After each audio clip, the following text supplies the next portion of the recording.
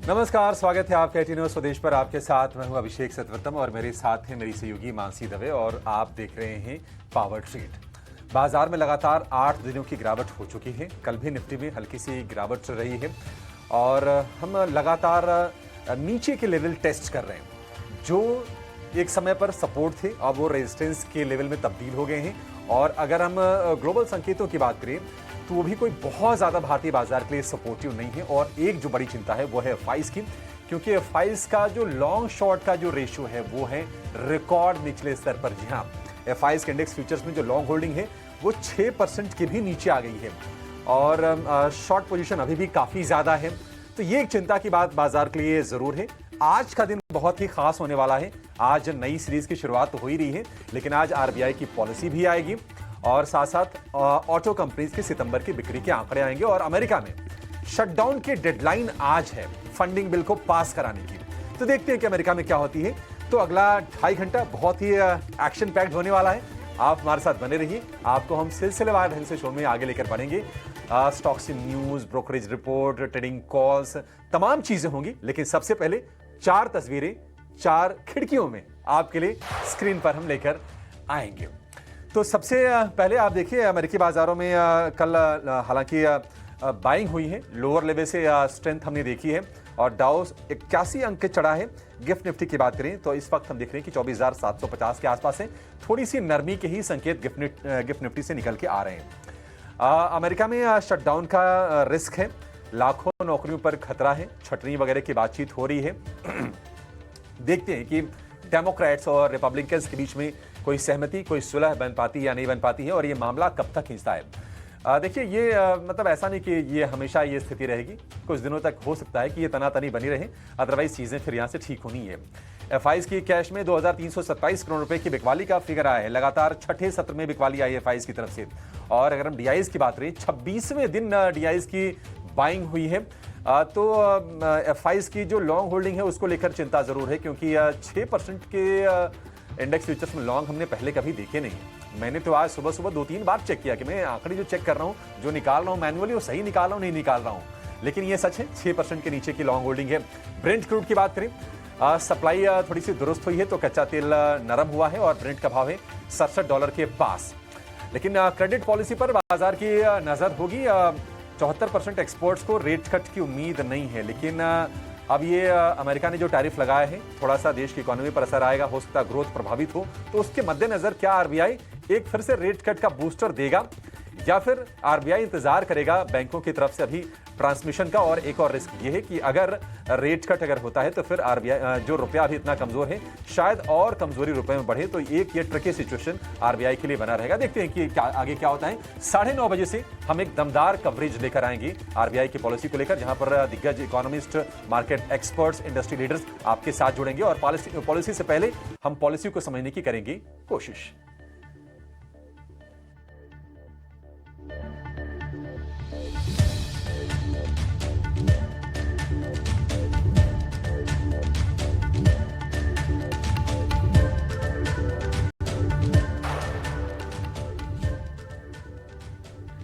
नमस्कार और सबसे पहले ईटी नाउ स्वदेश के सभी दर्शकों को, देवी और सज्जनों को नवरात्रि की ढेरों ढेरों शुभकामनाएं। हमारी यही बेस्ट विशेस हैं कि देवी माँ का आशीर्वाद आप सभी पर हमेशा बना रहे। और दशहरा की भी शुभकामनाएं, विजयादशमी की शुभकामनाएं। ईटी नाउ स्वदेश पर आज पूरा दिन आप नवरात्रि और दशहरा की धूम देखेंगे, फेस्टिवल धूम देखेंगे। और इसी कड़ी में कई सारे एलिमेंट्स भी हम लेकर आएंगे। स्पेशल शो भी आपके लिए हमने प्लान किया है। तो हर चीज़ के लिए आपको ईटी नाउ स्वदेश के साथ आज दिन भर बने रहना है। भारतीय बाजार के लिए आज की तस्वीर कैसी नजर आएगी? नई सीरीज की शुरुआत हो चली है, लेकिन आज का सत्र क्रेडिट पॉलिसी के लिहाज से खास एक important trigger economic indicative action. और अमूमन हम कहते हैं कि क्रेडिट पॉलिसी के दिन, क्रेडिट पॉलिसी से पहले और क्रेडिट पॉलिसी अनाउंसमेंट के बाद 2 अलग हिस्सों में बाजार को बांट कर देखना चाहिए। तो देखेंगे और समझेंगे कि आज मार्केट में कल के वॉलेटाइल ट्रेंड्स बरकरार रहते हैं या फिर तेजी की तरफ बाजार बढ़ते हैं। एक और एक्सपायरी सेंसेक्स की, इसका भी दिन है आज, तो आज भी वॉलेटिलिटी एंटिसिपेटेड है जरूर। और कल का दिन भारतीय बाजार में छुट्टी है, तो उससे ठीक पहले क्या मार्केट पार्टिसिपेंट्स कॉशियस हैं या फिर एक्शन दिखाते हैं, इन तमाम पर नजर रखेंगे। विदेशी बाजार के संकेत टच बेस तो किया हमने, लेकिन इसे विस्तार से समझना भी बेहद जरूरी है। इवेंचुअल इम्पैक्ट ग्लोबल सेटअप का डोमेस्टिक मार्केट्स पर भी पड़ता है। एट प्रेजेंट 22 अंकों की कमजोरी गिफ्ट निफ्टी की तरफ से इम्प्लाइड ओपन इंडिकेशंस अगर देखेंगे 24,756 के स्तर वहां पर पाएंगे।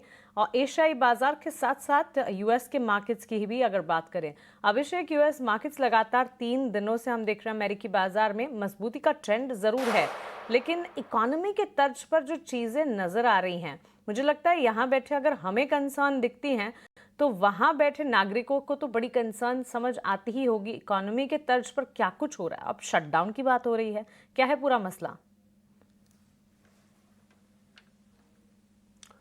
मानसी, देखिए होता क्या है कि अमेरिका में हर साल ये होता है कि वहाँ पर जो फेडरल स्पेंडिंग होती है उसके लिए एक बिल को पास कराना पड़ता है। जो खर्चे होते हैं, जो सैलरीज बांटी जाती है। अच्छा, ये होता क्या किस चीज़ के लिए है? ये इसके चलते जो एसेंशियल सर्विसेज है ना उन पर असर नहीं पड़ता है। जैसे कि मान लीजिए सुरक्षा, डिफेंस से जुड़े मसले हों या फिर हॉस्पिटल की बात हो, जो भी ज़रूरी सर्विसेज हैं उन पर असर नहीं पड़ता है, मेडिकल वाली चीज़ों पर। लेकिन जो नॉन एसेंशियल सर्विसेज हैं उन पर असर पड़ता है। और इस बार भी ये रिस्क है। करीब करीब 8 लाख फेडरल वर्कर हैं। अगर स्पेंडिंग बिल अगर आज पास नहीं होता, आज ये डेडलाइन है कांग्रेस में इसको पास कराने को लेकर। अब ये रिपब्लिकन से ये कोशिश कर रहे हैं, 2 बार ये सेनेट में कोशिश कर चुके हैं, लेकिन अभी थोड़ा विरोध का सामना करना पड़ रहा है इनको डेमोक्रेट्स की तरफ से। और अमेरिका के उपराष्ट्रपति जेडी वैंस, उन्होंने कहा भी था कि सहयोग करना चाहिए और उन्होंने आशंका जताई थी कि शटडाउन हो जाएगा। बाजार देखिए इससे बहुत प्रभावित नहीं होते हैं। और लोगों की बात करें तो ये ठीक है, करीब 8 लाख लोग ही हैं जो डायरेक्टली इससे प्रभावित होंगे, जिनके सैलरीज वगैरह जुड़े हैं, जिनके भत्ते जुड़े हैं। अदरवाइज बहुत ऐसा नहीं कि कोई तनाव की स्थिति है। और बाजार इससे डीकपल्ड रहता है, बाजार इसको बहुत ज़्यादा तवज्जो देता नहीं है। अब इस बार थोड़ा मामला थोड़ा गंभीर इसलिए है क्योंकि अमेरिका में हम सुन रहे थे कि तमाम कॉर्पोरेट्स भी थे वहाँ पर जो अमेरिकी इकॉनमी में स्लो डाउन की बातचीत कर रहे थे। दूसरी चीज़ ये थी कि लेबर मार्केट में थोड़ी सी हम तनाव देख रहे थे। तो उस लिहाज से देखा जाए कि अगर सब चीज़ें थोड़ी सी ना डैमेज कंट्रोल हो रहा है, डैमेज रिपेयर अगर हो रहा है, तो उसको एक थोड़ा सा धक्का नियर टर्म में शायद जरूर लग जाएगा। तो उसके चलते थोड़ी चिंता थी। अदरवाइज कोई ऐसी बहुत चिंता की बात नहीं है। अब अमेरिकी बाजारों को आप देख लीजिए, वो भी इसको श्रग ऑफ कर रहे हैं, मतलब तवज्जो नहीं दे रहे हैं। पिछले 3 सत्र से तो डाउ जोन्स चल ही रहा है। शटडाउन का मतलब आप समझ जाइए, बाजार तो बहुत अच्छा बैरोमीटर होता है किसी चीज़ को, किसी चीज़ की गंभीरता को सेंस करने के लिए। तो कल हमने और ये भी देखा कि कल डाउ जोन्स जो था वो दिन की ऊंचाई पर जाकर बंद हुआ। नेस्डेक और S&P 500 में भी हमने इसी तर्ज पर कारोबार होता हुआ देखा। और डाउ लोअर लेवल से करीब 300 अंक रिकवर हुआ, अल्टीमेटली 81 अंकों पर बंद हुआ। नेस्डेक की बात करें, निचले स्तर से करीब 160 अंकों की रिकवरी आई, 68 अंक चढ़ के बंद हुआ। तो देखते हैं, उम्मीद करेंगे कि ये शटडाउन वाला मसला है इसको सुलझा लिया जाएगा। इसको बहुत ज़्यादा इसको लेकर टेंशन लेने की ज़रूरत नहीं है। लेकिन अगर हम एशियाई बाजारों की बात करें, निकेई में लगातार चौथे सत्र में कमजोरी है। हमने शुरुआती सत्र में देखा कि 300 अंकों के आसपास की नरमी थी। साउथ कोरिया के बाजार की बात करें तो कोरिया में हल्की तेजी पर हमने कारोबार होते हुए देखा। तो एशिया से जो संकेत हैं वो थोड़े से मिक्स साइड पर हमें दिखाई दे रहे हैं। और अगर आप गिफ्ट निफ्टी को देखेंगे तो वो भी 22-23 अंक नीचे ही खुलने के संकेत दे रहा है, 8 सत्र की लगातार गिरावट के बाद भी। अन्य संकेतों की बात करें मानसी, तो यूएस में जो दरें घटने की उम्मीद है उसे हम देख रहे हैं कि सोना जो है वो नए शिखर पर है। और वहाँ पर ये जो स्पेंडिंग बिल है, जो शटडाउन है, इसको लेकर जो टेंशन है उसके चलते भी सोने की तरफ रुझान थोड़ा सा निवेशकों का बढ़ा है। और जो भाव है $3890 के आसपास का है। क्रूड में नरमी आई है क्योंकि सप्लाई की जो चिंताएं थी वो थोड़ी सी सुधरी हैं। और हम ब्रेंट क्रूड का भाव देख रहे हैं $67 प्रति बैरल के आसपास के। तो और बाकी जो अन्य संकेत हैं, डॉलर इंडेक्स की बात करें या फिर अमेरिका में 10 ईयर के बॉन्ड यील्ड की बात करें, उसमें कोई ज़्यादा चेंजेस नहीं है। 4.15% पर 10 ईयर के बॉन्ड यील्ड है। और अगर हम डॉलर इंडेक्स की बात करें तो 98 के नीचे बना हुआ है। तो ये सारी चीज़ें हैं। और गिफ्ट निफ्टी ये कमजोरी की क्लियरली एक वजह है मानसी, एफआईज का देखिए कन्विक्शन नहीं आ रहा है। एफआईज लगातार ना सिर्फ बेच रहे हैं बल्कि लॉन्ग होल्डिंग तो रिकॉर्ड निचले स्तर पर आ गई है, 6% के नीचे। मैं बहुत ईमानदारी से बता रहा हूं कि मैंने 3 बार आज सुबह सुबह चेक किया, क्योंकि डेटा ये मैनुअली निकालने पड़ते हैं कि अच्छा कितने लॉन्ग है कितने शॉर्ट हैं। और पहली बार मुझे लगा कि नहीं, मैंने कुछ गलत डेटा एंट्री कर दी है कैलकुलेट करते वक्त। फिर से किया, तीसरी बार में जाके मुझे यकीन हुआ नहीं ये सही डेटा है। तो 16% से गिर के वो 6% पर एफआईज की लॉन्ग होल्डिंग आ गई है। और ये चीज़ बाजार को परेशान कर रही है। देखते हैं कब तक परेशान करते हैं फाइज। अब ये अर्निंग सीजन की हम मुहाने पर आकर खड़े हैं। 8 दिन बाद यानी कि 9 अक्टूबर को टीसीएस के नतीजे आ जाएंगे। उसके पहले छोटी मोटी कुछ कंपनी के नतीजों से शुरुआत हो जाएगी Q2 के अर्निंग सीजन की। अगर ये अर्निंग सीजन भी कमजोर जाता है मानसी, तो एक बाजार के लिए और चिंता का विषय होगा। और ये अभी तक जो हमने 24,000 के लेवल को बचा कर रखा है, शायद हम उस तरफ भी बढ़ते हुए दिखाई दें। ये मैं बहुत ही ईमानदारी से, बहुत ही जिम्मेदारी के साथ मैं ये कह रहा हूं। लेकिन चलिए जरा बाजार को विस्तार से समझते हैं। और हमारे साथ जुड़ गए हैं ईटी नाउ स्वदेश के senior executive editor Sajit Mangat. Sajit sir, बहुत शुक्रिया आपका समय देने के लिए। Good morning. सबसे पहले सर आपसे ये जानना चाहेंगे कि अमेरिका में जो क्रूड इंपोर्ट जो है अगस्त में वो गिरा है और हमारा और रूस से बड़ा है, इसको कैसे देख रहे हैं आप? इसके क्या इम्प्लीकेशंस हैं? देखिए, डेटा तो गवर्नमेंट का है और गवर्नमेंट के डेटा के अनुसार अगर हम देखें तो रशिया से हमने 36.6% क्रूड सोर्स किया था अगस्त में। ये अगस्त की बात है। और अगर हम अप्रैल टू अगस्त का पूरा डेटा देखेंगे तो हमने 32-33% क्रूड जो है रशिया से किया है इस साल में। अप्रैल से अगस्त तक की डेटा की बात करें, जो कि अगर हम डॉलर्स में देखेंगे तो लगभग $20 बिलियन का हमने क्रूड खरीदा है रशिया से। बट हमने ये भी देखा था कि पहले तिमाही में हमने जो सोर्सिंग थी, जैसे कि आपका जून जुलाई में जो सोर्सिंग हुई थी, उसमें हमने यूएस से क्रूड काफ़ी खरीदते हुए देखा था, जहाँ पर हमारा कंट्रीब्यूशन लगभग 8% था हमारी सोर्सिंग का यूएस से। वो सोर्सिंग का जो है वो कम हो गया है अगस्त में, क्योंकि अगस्त में लगभग 2% हो गया है वो, और रशिया का बढ़ गया है। वो जाहिर है, अगर आप देखेंगे कि जिस तरह से कमेंट्री आ रही थी अगस्त के महीने में कि इंडिया अपना सोर्सिंग नहीं कम करेगा, और जो ट्रंप के साथ जो वॉर ऑफ वर्ड्स चल रहा था कि उनके लोग जो बोल रहे थे और हमारे लोग जो बोल रहे थे अगस्त में, ये पोजीशन अभी चेंज हो गई है सितंबर में, क्योंकि सितंबर में दोनों लीडर्स की बातचीत भी हुई है और दोनों लीडर एंगेज भी कर रहे हैं और दोनों कंट्रीज़ भी एंगेज कर रहे हैं ट्रेड में। तो ये जो डेटा है वो अगस्त का डेटा है, और अगस्त के डेटा के हिसाब से 36% जो क्रूड जो है हमने रशिया से लिया और लगभग 2% क्रूड जो है हमने यूएस से लिया। हम आज भी जो है इराक, सऊदी और यूनाइटेड अरब एमिरेट्स और यूएई उनसे ज़्यादा क्रूड लेते हैं, और वो क्रूड की परसेंटेज ऑलमोस्ट सेम ही रही है, कुछ बड़ा नहीं है। सिर्फ यूएस का कम हुआ है और रशिया का बढ़ा है अगस्त में। तो ओवरऑल हमारा जो क्रूड सोर्सिंग है, एक तरह से कहा जाए कि 1/3 क्रूड सोर्सिंग जो है वो अभी भी रशिया से हो रहा है, और वो डिपेंडेंस अभी दिख रहा है, डेटा में दिख रहा है एक्चुअली। एब्सोल्युटली डेटा है, और ये इंपोर्ट के जो आंकड़े, इस पर लगातार फोकस अभी बना रहेगा, इंपॉर्टेंट डेटा पॉइंट्स काफ़ी हद तक। लेकिन सजीत सर, आज नई सीरीज़ की शुरुआत भी हो रही है, credit policy important event, important trigger भी है, और कल निफ्टी के मंथली एक्सपायरी के बाद सेंसेक्स की एक्सपायरी भी आज होने जा रही है। तो इससे ठीक पहले एफआईएस डीआईएस की पोजिशनिंग, डेरिवेटिव के फ्रंट पर जो आंकड़े आ रहे हैं, इन तमाम को देखते हुए बाजार को ओवरऑल सेटअप आप कैसा देख रहे हैं? कल का बाजार देखें तो ऑलमोस्ट फ्लैट ही बंद हुआ। बैंकिंग स्टॉक्स प्राइवेट बैंक को देखेंगे तो ऑलमोस्ट कोई चेंज ही नहीं था वहाँ पर, और वो इसलिए था क्योंकि निफ्टी की एक्सपायरी चल रही थी कल, तो उसमें हमने काफ़ी उथल पुथल देखी। But last half an hour 45 minutes में मार्केट ऑलमोस्ट रेंज बाउंड ही रहा, 24,600 के ऊपर बंद हुआ। ये निफ्टी बैंक को आप देखेंगे तो उसमें भी ज़्यादा उथल पुथल नहीं देखने को मिली, और जो मेन स्टॉक्स हैं जो उनमें ज़्यादा वेटेज है, जैसे कि HDFC हो गया, ICICI हो गया, कोटक हो गया, एक्सिस हो गया, और या SBI हो गया, उसमें ज़्यादा वोलेटिलिटी नहीं देखी हमने।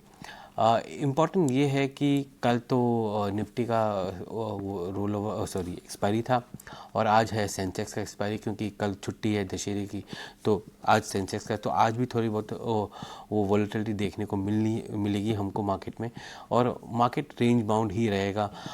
ऑप्शंस के जो ओपन इंटरेस्ट ट्रेंड देखेंगे आप, तो 24,500 का जो बेस है वहाँ पर थोड़ा सा स्ट्रेंथ है या सपोर्ट है मार्केट के लिए, और 25,000 पे एक रेजिस्टेंस आ रहा है और 25,000 को क्रॉस करने के लिए कि काफ़ी मुश्किल नहीं कहूँगा, पर एक मोमेंटम चाहिए होगा जिसकी वजह से वो क्रॉस कर पाए। तो आज मार्केट तो रेंज बाउंड रहने वाला है। एफआईएस नेगेटिव रहे हैं इस महीने, सितंबर के पूरे महीने में, और डीआईएस पॉजिटिव रहे हैं, और वो एक चीज़ है जो देखने लायक है। पर अगर आप एफआईएस के पूरे नंबर को देखेंगे तो आपको सेकेंडरी मार्केट में नेगेटिव दिख रहे हैं, बट प्राइमरी मार्केट में पॉजिटिव रहे हैं क्योंकि काफ़ी आईपीओज आए हैं इस महीने। तो वहाँ पर जो बाइंग हुई है एफआईएस की वो देखने को मिलेगी आपको। तो होलिस्टिकली देखेंगे, एक तो कल छुट्टी का दिन है, और दूसरा जो आज एक सेंसेक्स एक्सपायरी है और एक आरबीआई पॉलिसी है। सो ये 2 या 3 मैक्रो इवेंट्स जो हैं और मार्केट को थोड़ा सा हल्का रखेंगे। लोग पोजीशंस नहीं रखेंगे क्योंकि कल की छुट्टी है, मिड वीक छुट्टी है, तो वो भी नहीं रखेंगे क्योंकि ट्रंप अनाउंसमेंट्स काफ़ी आ रहे हैं। हमने देखा कि आज ट्रंप फाइज़र के साथ डील की है, जहाँ पर फाइज़र ने कहा है कि वो अपने ड्रग्स के प्राइसेस को कम करेंगे और सीधा अमेरिकन को बेचेंगे एट लोअर कॉस्ट। तो वो भी एक काइंड ऑफ न्यूज़ आइटम्स हैं जो मार्केट को इन्फ्लुएंस करते रहेगी। तो इसलिए आज काफ़ी रेंज बाउंड डे है मार्केट के लिए, जबकि सेंसेक्स का एक्सपायरी भी है आज। जी ठीक है सर। सर एक और चीज़ है कि निफ्टी और निफ्टी बैंक में फिर आज नई सीरीज की शुरुआत के पहले दिन स्ट्रेटजी क्या होनी चाहिए, और एफएनओ के डेटा से क्या संकेत मिल रहा है? देखिए, सिंपल सी बात है। मैंने जैसे आपको कहा कि निफ्टी बहुत ही रेंज बाउंड रहा कल की इस ट्रेडिंग सेशन में। तब सितंबर शुरू हुआ था तो काफ़ी एक्सपेक्टेशन से शुरू हुआ था। हमने सितंबर में निफ्टी के अगर रिटर्न्स देखें तो लगभग 4% तक वो रिटर्न्स गए थे, और फाइनली हमने पिछले हफ्ते 3% के रिटर्न गवा दिए क्योंकि मार्केट करेक्शन आया वहाँ पर। तो वो एक चीज़ है जो मार्केट के जहन में रहेगा। और अगर आज की आप ट्रेडिंग देखेंगे तो आपको दिखेगा कि प्राइवेट बैंक्स में काफ़ी एक्टिविटी रहेगी, प्राइवेट और पब्लिक सेक्टर बैंक्स में, और वो एक इम्पॉर्टेंट इसलिए है क्योंकि आज आरबीआई की पॉलिसी है। तो आप देखेंगे कि पीएसयू और प्राइवेट बैंक्स में काफ़ी वॉलेटिलिटी रहेगी। अगर आरबीआई गवर्नर 25 बेसिस पॉइंट का रेट कट करते हैं तो प्राइवेट बैंक्स में गिरावट देखने को मिलेगी आपको, और अगर नहीं करते हैं तो वो थोड़ा सा स्टेबल रहेगा। और एंड ऑफ द डे जब last half an hour 45 minutes में सेंसेक्स एक्सपायरी होगी तो थोड़ा बहुत आपको इसमें चेंजेस दिखेंगे या वॉलेटिलिटी दिखेगी इन बैंक स्टॉक्स में।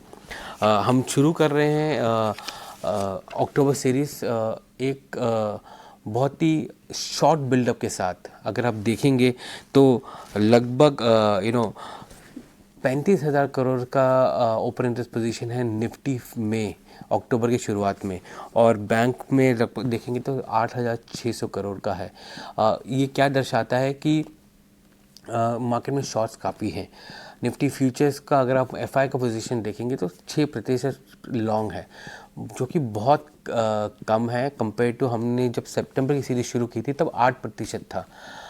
तो अगर हम ओवरऑल मार्केट में इंडेक्स का लॉन्ग पोजीशन देखेंगे तो लगभग 10% के आसपास है, वो भी कम है वर्सेस पिछले बार के कंपैरेटिव। सो मार्केट जो है हायर ओपन इंटरेस्ट में लेके शुरू हो रहा है और लोअर लॉन्ग पोजीशंस लेके शुरू हो रहा है।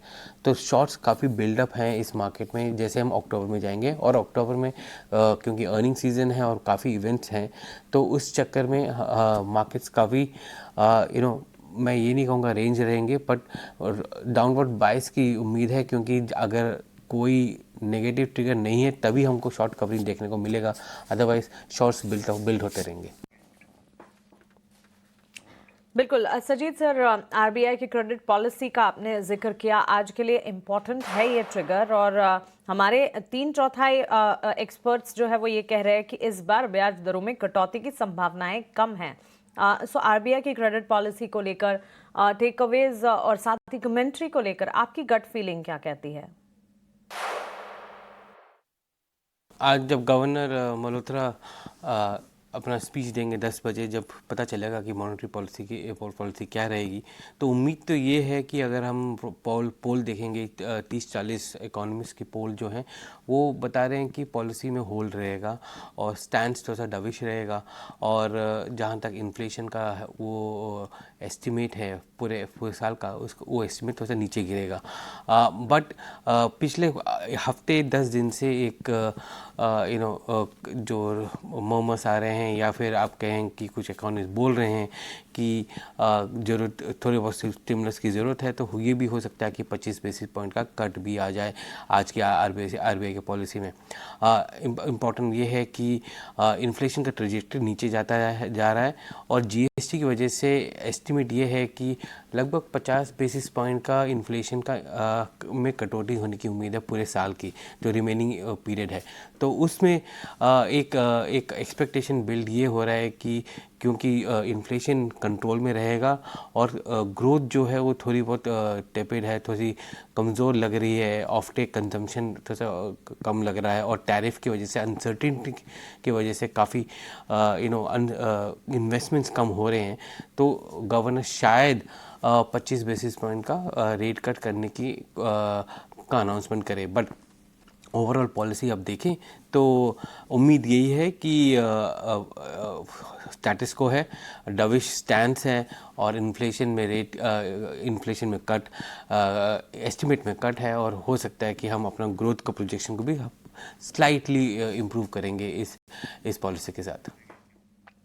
बिल्कुल सजीत सर, बहुत शुक्रिया आपका हमारे साथ जुड़ने के लिए, और साथ ही सारे के सारे बाजार को लेकर आपके आउटलुक्स हमारे साथ शेयर करने के लिए। आरबीआई की credit policy much awaited important trigger event आज के लिए, इस पर खास तौर से हम फोकस करेंगे, और आरबीआई की क्रेडिट पॉलिसी पर महा कवरेज ईटी नाउ स्वदेश पर आपके लिए लाइंड अप है ऑलरेडी, और ये महा कवरेज में बाजार के, इकोनॉमी के और स्टॉक मार्केट से जुड़े दिग्गज जो है 9:45 से लगातार ईटी नाउ स्वदेश पर जुड़ेंगे, और पॉलिसी को लेकर, इकोनॉमी की स्थिति को लेकर और यहाँ से आगे के आउटलुक को लेकर विस्तार से हमसे बातचीत करेंगे।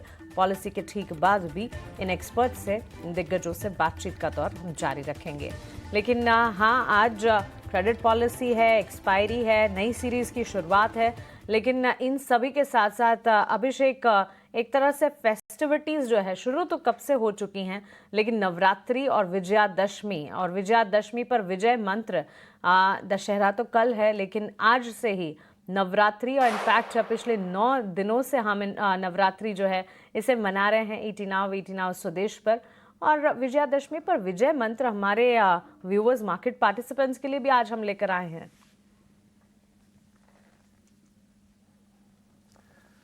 बिल्कुल मानसी, देखिए विजय मंत्र तो है ही, लेकिन एक में ना कोटा में 221 फीट ऊंचा रावण का पुतला तैयार किया गया है, और वो तस्वीरें भी बड़ी मतलब कमाल की होंगी। 44 लाख की लागत उसकी रही है, 221 फीट की ऊंचाई है, 4 महीने का समय लगा है, और ये अब ये इंडिया बुक ऑफ रिकॉर्ड्स में उसको दर्ज किया जाएगा, ऐसी खबरें आ रही हैं। और मतलब ये इंटरेस्टिंग होगा देखना। जो कोटा में लोग हैं वो तो जाके देख सकते हैं, बाकी हम टीवी के माध्यम से और तस्वीरों के माध्यम से देखेंगे। लेकिन देखिए, विजयादशमी पर हम विजय मंत्र की बात कर रहे हैं, तो पहला विजय मंत्र ये है कि आर्थिक समृद्धि के मार्ग में जो बुराइयां आ रही हैं उसका आप नाश कीजिए। अब ये बुराइयां कौन सी होती हैं? जैसे राम ने तमाम बुराइयों का नाश किया था, तो क्रेडिट कार्ड का जो कर्ज है वो बढ़ने ना दें, मार्केट को आप टाइम ना करें, ऐसे एक्सपेंडिचर ना करें जिनकी ज़रूरत ना हो, और इसके चलते थोड़ा सा ना फाइनेंशियल प्रूडेंस आएगा, तो आप निश्चित तौर पर अपने आप को समृद्ध बना पाएंगे। दूसरी चीज़ ये है कि देखिए, भगवान राम एक आदर्श की तरह पेश किए जाते हैं हमारे समाज में, और ये सिर्फ एक माइथोलॉजिकल कैरेक्टर नहीं है, हम तो इनको बहुत मानते हैं, और लोग इनकी चीज़ों को आत्मसात करने की कोशिश करते हैं। बोलते हैं कि मर्यादा पुरुषोत्तम श्री राम है, ईमानदार रहे, जिम्मेदार रहे, अनुशासित रहे, और इनके कैरेक्टरिस्टिक्स को अगर आप अपनी पर्सनल लाइफ में अगर आप अप्लाई करते हैं, अगर आप फाइनेंशियली डिसिप्लिन रहते हैं, जिम्मेदारी से आप अपने डिसीजंस लेते हैं, चाहे इंश्योरेंस पॉलिसी खरीदना हो, या फिर कहीं निवेश करना हो, या फिर फ्यूचर की प्लानिंग करना हो, SIP करना हो, तमाम चीज़ें हैं, तो एक ये निश्चित तौर पर बाजार में आपको और अपने जीवन में आपको आर्थिक समृद्धि की तरह ले जाएगा। एक चीज़ और ये है कि पेशेंस रखना बहुत ज़रूरी है जीवन में। भगवान राम ने भी रखा। देखिए जब उनको लंका पर आक्रमण करना था, जब लंका दहन करवाना था, तो उन्होंने बहुत धैर्य का परिचय लिया और दृढ़ता से एक भरा जीवन अपना जिया। आपको भी पेशेंस दिखाना है। अगर कोई स्टॉक अपना परफॉर्म नहीं कर रहा है, अच्छा स्टॉक है, थोड़ा सा समय दें। अपने डिसीजंस को लेके आप थोड़ा सा दृढ़ रहें। अगर आपने कोई समझदारी भरा कोई फैसला लिया तो एक और चीज़ ये है कि अपनी मीन्स में रहकर जीना शुरू करना चाहिए। देखिए भगवान राम जब जंगल में गए, वन में रहे, तो उसके हिसाब से उन्होंने सारी की सारी चीज़ें अपनी प्लान की और जो भी अपनी स्ट्रेटजी बनाई, आसपास के लोगों को साथ में रखकर अपनी स्ट्रेटजी को उन्होंने बनाई थी। तो कहने का मतलब ये है कि अपनी हैसियत में रहिए और हैसियत में रहकर ही अपने जीवन को आप उसके हिसाब से ढाल लीजिए। और ये एक बड़ी चीज़ होती है आर्थिक समृद्धि की दिशा में, और ये विजय मंत्र ज़रूर है आपकी लाइफ के लिए। और आखिर में सबकी जो शक्ति है अपने इर्द गिर्द, कहने का मतलब यह है कि भगवान राम ने जैसे सबकी शक्तियों को पहचाना, चाहे वो सुग्रीव थे, चाहे वो जामवंत थे, चाहे वो वानर सेना थी, तमाम लोग थी। तो कहने का मतलब है कि अपने पोर्टफोलियो को तो डाइवर्सिफाई कीजिए, चाहे वो गोल्ड हो, एक्विटीज़ हो, प्रॉपर्टी हो, चाहे जो भी हो, और उसके हिसाब से आप आगे बढ़िए। और इसके ज़रिए आप निश्चित तौर पर आर्थिक समृद्धि आपकी हासिल होगी। और ये कुछ विजय मंत्र हैं दशहरा विजयादशमी के मौके पर, जो बाजार में आपके आर्थिक जीवन में ये बहुत ही काम आएंगे। लेकिन चलिए आगे बढ़ते हैं और हमारे साथ जुड़ गए हैं हमारे सहयोगी शरद दुबे। शरद, गुड मॉर्निंग। पहले तो विजयादशमी की ढेर सारी शुभकामनाएं आपको भी। खैर कलकत्ता में तो हम देखते हैं कि दुर्गा पूजा की काफ़ी धूम होती है, ज़रा उसके बारे में बताइए। और ये भी बताइए कि आज खबरों वाले शेयर कौन से हैं? जी बिल्कुल, गुड मॉर्निंग अभिषेक और मानसी, आप सबको जो है दशहरा की जो है आपको शुभकामनाएं। और फेस्टिव वीक है, और अब बात करें तो पैंडल हॉपिंग बहुत इंपॉर्टेंट होता है वेस्ट बंगाल में, खास करके कल रात अष्टमी था, आज नवमी है। तो देखेंगे कि बहुत सारे लोग जो हैं आते हैं, मिलते हैं, दुर्गा के पैंडल पे आते हैं, खाना पीना होता है, एंड ऑफ कोर्स बहुत बढ़िया कल्चरल मिक्सअप होता है। अक्रॉस द कंट्री ये सेलिब्रेट होता है, खास करके आप कहेंगे वेस्ट बंगाल में। लेकिन इसके अलावा बात करें खबरों वाले शेयर्स पे, इस पे भी नज़र डाल देते हैं। फार्मा स्टॉक्स पे नज़र रखिएगा। यूएस में ट्रम्प RX लॉन्च कर दिया गया, यानी कि जो डिस्काउंट की दवाई हैं उसको दिया जाएगा यूएस मार्केट्स में। और याद रखिए भारत जो है एक बड़ा एक्सपोर्ट प्लेयर भी है। अगर हम बात करें जेनरिक्स को लेके, तो जेनरिक्स की जो प्राइसिंग होती है वो कम होती है। फाइज़र को लेके भी 3 साल का जो है ग्रेस पीरियड दे दिया गया है। तो शायद जो इंडियन आर्म है उनको एक पॉजिटिव इम्पैक्ट स्टॉक में देखने मिल सकता है। टीवीएस सप्लाई चेन की बात करें तो नॉर्थ अमेरिका की उनकी आर्म जो है कंपनी ने विजन दी है कि लगभग $50 करोड़ का जो है यहाँ पे रेवेन्यू का लक्ष्य देखने मिल सकता है, और अगले 4 साल 20% CAGR की ग्रोथ का अनुमान भी है। वही वारी एनर्जीज़ की बात करें तो गुजरात में सोलर मॉड्यूल मैन्युफैक्चरिंग फैसिलिटी को जो है वो कमीशन करने वाले हैं। और देखा जाए तो सेगल इंडिया, हाल ही में बहुत सारे जो है न्यूज़ फ्लोज और ऑर्डर्स इनको मिल रहे थे, खास करके पंजाब और नॉर्थ इंडिया सेगमेंट में। यहाँ पे देखें तो कंपनी को जो है हिमाचल सरकार से लगभग 225 करोड़ रुपए का ऑर्डर मिला है, स्टॉक के लिए सपोर्टिव रहेगा। वही लुपिन की बात करें तो रिवा अक्सोराबान दवा की जो है USFDA के जरिए जो है मंजूरी मिल गई है। अब इस दवा का मतलब यही है कि जो लंग क्लॉटिंग होती है उसकी ट्रीटमेंट की जो है ये ड्रग है। एस्टर, बोरोसिल, GSFC, इन 3 कंपनीज़ का मैंने नाम लिया है। और यहाँ पे पेट फिल्म्स, रेयन और किचन सिल्वरवेयर, मास्फरिका ग्लासवेयर, इन तीनों ही सेगमेंट में जो है आप कह सकते हैं भारत ने एंटी डंपिंग ड्यूटी लगा दी है चाइना और एलाइड एशियन नेशंस के अगेंस्ट। इसके कारण ऑफ कोर्स इन स्टॉक्स में जो है पॉजिटिव रिएक्शन देखने मिल सकता है, क्योंकि यही स्टॉक्स या कंपनीज़ ने ही लिखा था भारत गवर्नमेंट को। PB फिनटेक के लिए बात करें तो यशीश दहिया बने रहेंगे चेयरमैन ED और CEO, और अगले 5 साल तक जो है इनकी अपॉइंटमेंट रहने वाली है। वही पावर ग्रिड की बात करें तो इंटरस्टेट ट्रांसमिशन सिस्टम की जो है बोली देखी गई है। स्वान डिफेंस, यहाँ पे एक पॉजिटिव न्यूज़ फ्लो आया है।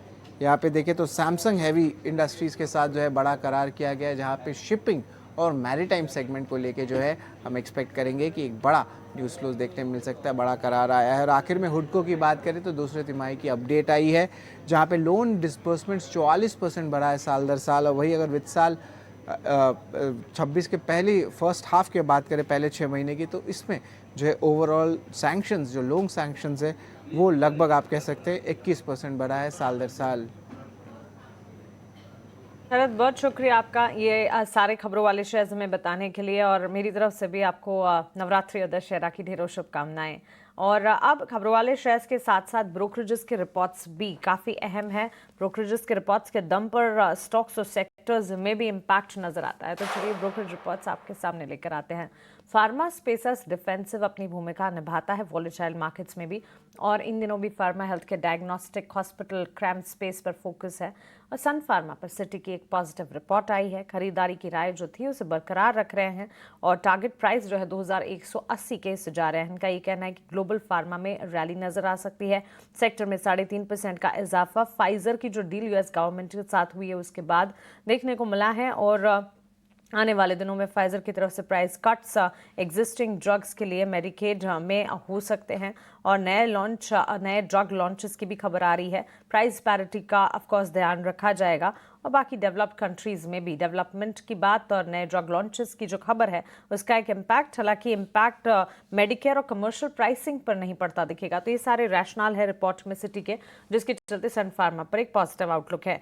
एक्मे सोलर होल्डिंग्स पर मोतीलाल ओसवाल सर्विसेज लिमिटेड की एक रिपोर्ट आई है। यहाँ पर भी जो खरीदारी की राय थी इसे बरकरार रखा गया है। टारगेट प्राइस इनफैक्ट 347 का था, वहां से बढ़ाकर 370 कर दिया है। सो कन्वेक्शन एक्मे सोलर होल्डिंग्स पर मोतीलाल ओसवाल का और ज्यादा बढ़ता हुआ। इस रिपोर्ट का कहना है कि खरीदारी की राय तो बरकरार रखी जाए, लेकिन साथ साथ टारगेट्स जो है वो फर्दर बढ़ते हुए नजर आ सकते हैं। और टाइप्स जो हैं, मोमेंटम जो है, एग्जीक्यूशन एबिलिटी, ये तमाम चीज़ें फोकस में है, जिसके चलते ये रिपोर्ट में फर्दर कन्विक्शन स्टॉक में बताया गया है। कल के सत्र में हमने देखा था, क्लोजिंग में हमने वॉलेटाइल ट्रेंड्स देखे थे, लेकिन यहाँ से फर्दर अपसाइड एंटिसिपेटेड है। आईटी सेक्टर फोकस रेडार पर है। गोल्डमैन सैक्स की केपीआईटी टेक्नोलॉजीज पर एक रिपोर्ट आई है। न्यूट्रल की राय इन्होंने बरकरार रखी है। पहले भी न्यूट्रल का स्टांस था, उसे बरकरार रखा गया है। टारगेट प्राइस जो है इसे 1230 से 1100 कर दिया है। इनकी डाउनसाइड विजिबल नजर आती हैं गोल्डमैन सैक्स को केपीआईटी टेक्नोलॉजी में। Quarter on quarter basis organic constant currency revenue जो है वहां पर डिक्लाइन नजर आ सकते हैं।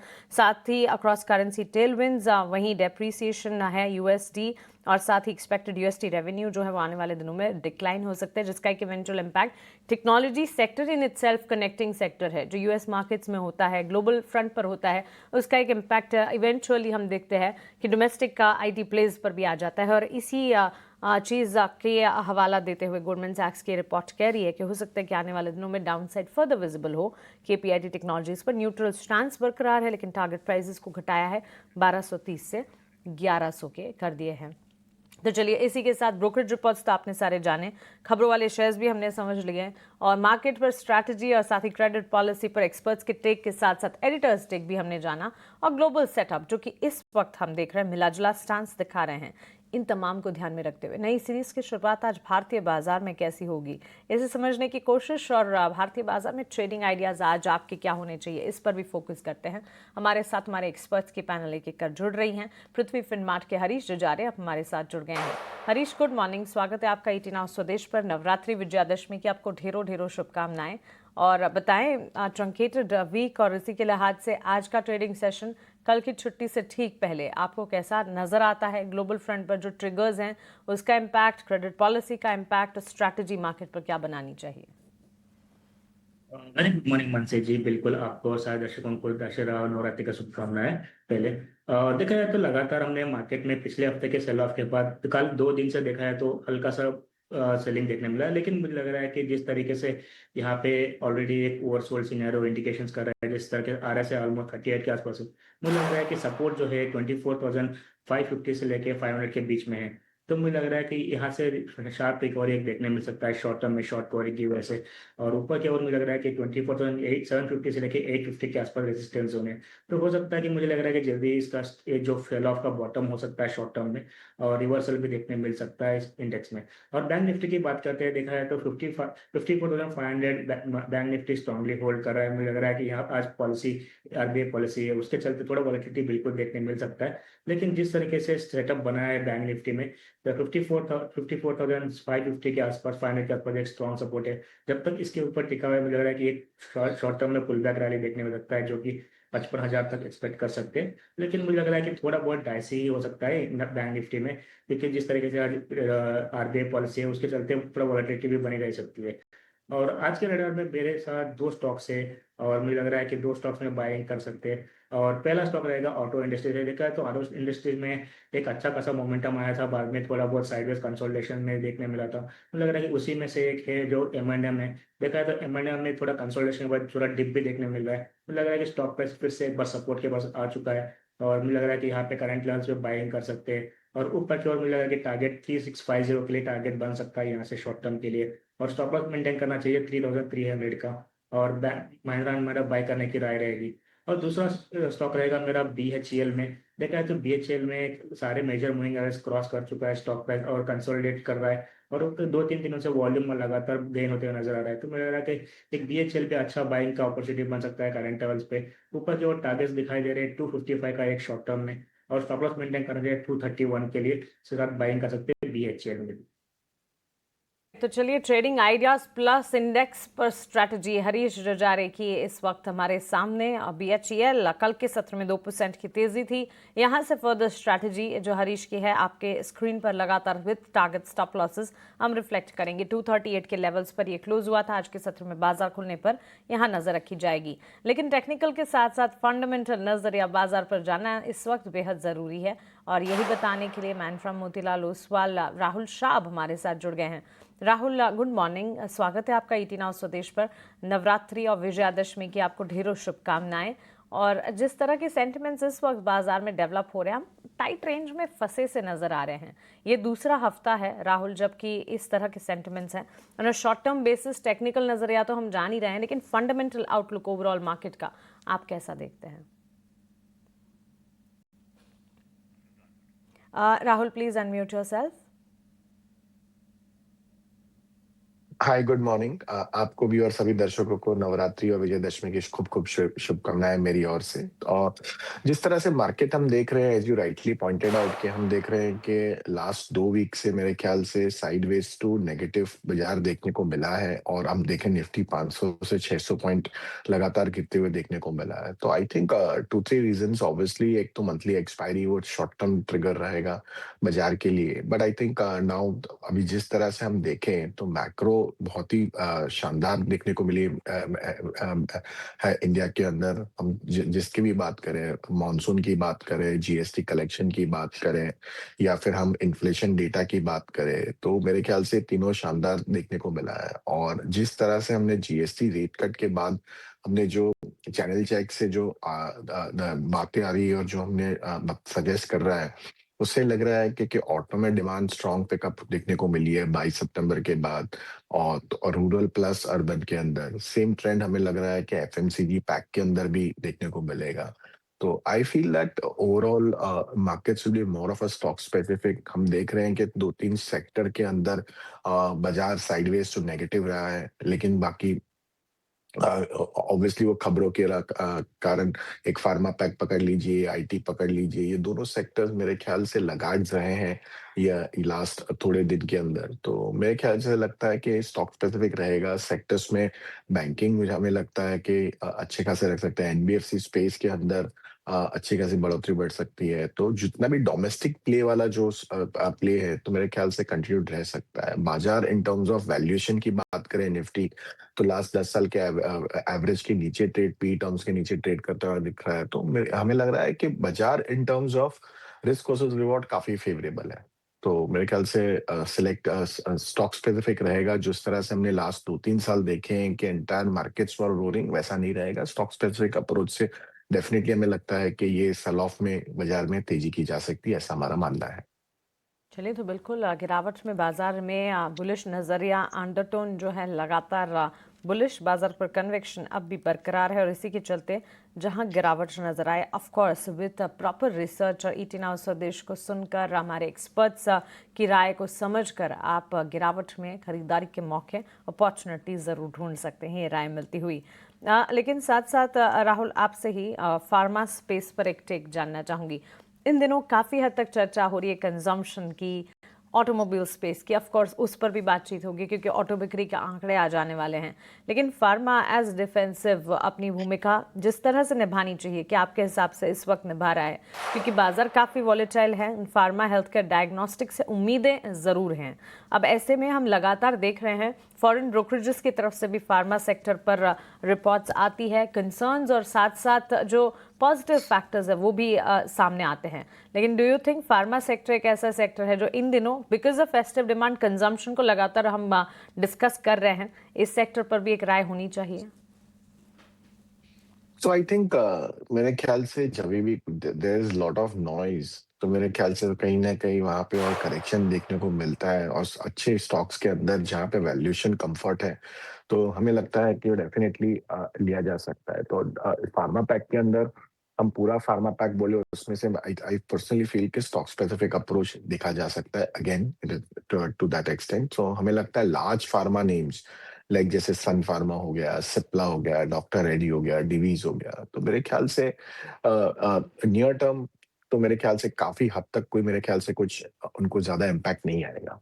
और हमें लगता है कि ये करेक्शन है कि इसमें अंदर पार्टिसिपेट करने चाहिए ये लार्ज नेम्स के अंदर। सेकेंडली आई थिंक जिस तरह से हम अभी क्वार्टरली नंबर्स भी आएंगे, अक्टूबर स्टार्ट हुआ है, तो मेरे ख्याल से डेफिनेटली अभी नेक्स्ट 7-8 दिन के बाद नंबर्स भी चालू हो जाएंगे ये सभी कंपनीज के अंदर से, तो वहाँ मेरे ख्याल से मैनेजमेंट की कमेंट्री आउटलुक वो बहुत ही इंपॉर्टेंट रहेगा। बट लुकिंग एट इट, जो हमें सजेस्ट लग रहा है कि यहाँ से लार्ज फार्मा नेम्स को मेरे ख्याल से कम इम्पैक्ट आएगा अभी के दौर पे। ये एक राय फार्मास्यूटिकल स्पेस पर। राहुल, आपसे बाकी सेक्टर्स पर भी आपका फंडामेंटल नज़रिया हम समझेंगे, लेकिन Harish, coming back to you, और कुछ तमाम खबरें जिसके चलते आज के सत्र में इम्पैक्ट स्टॉक स्पेसिफिक नज़र आ सकता है, उन पर भी एक बार फोकस करते हैं।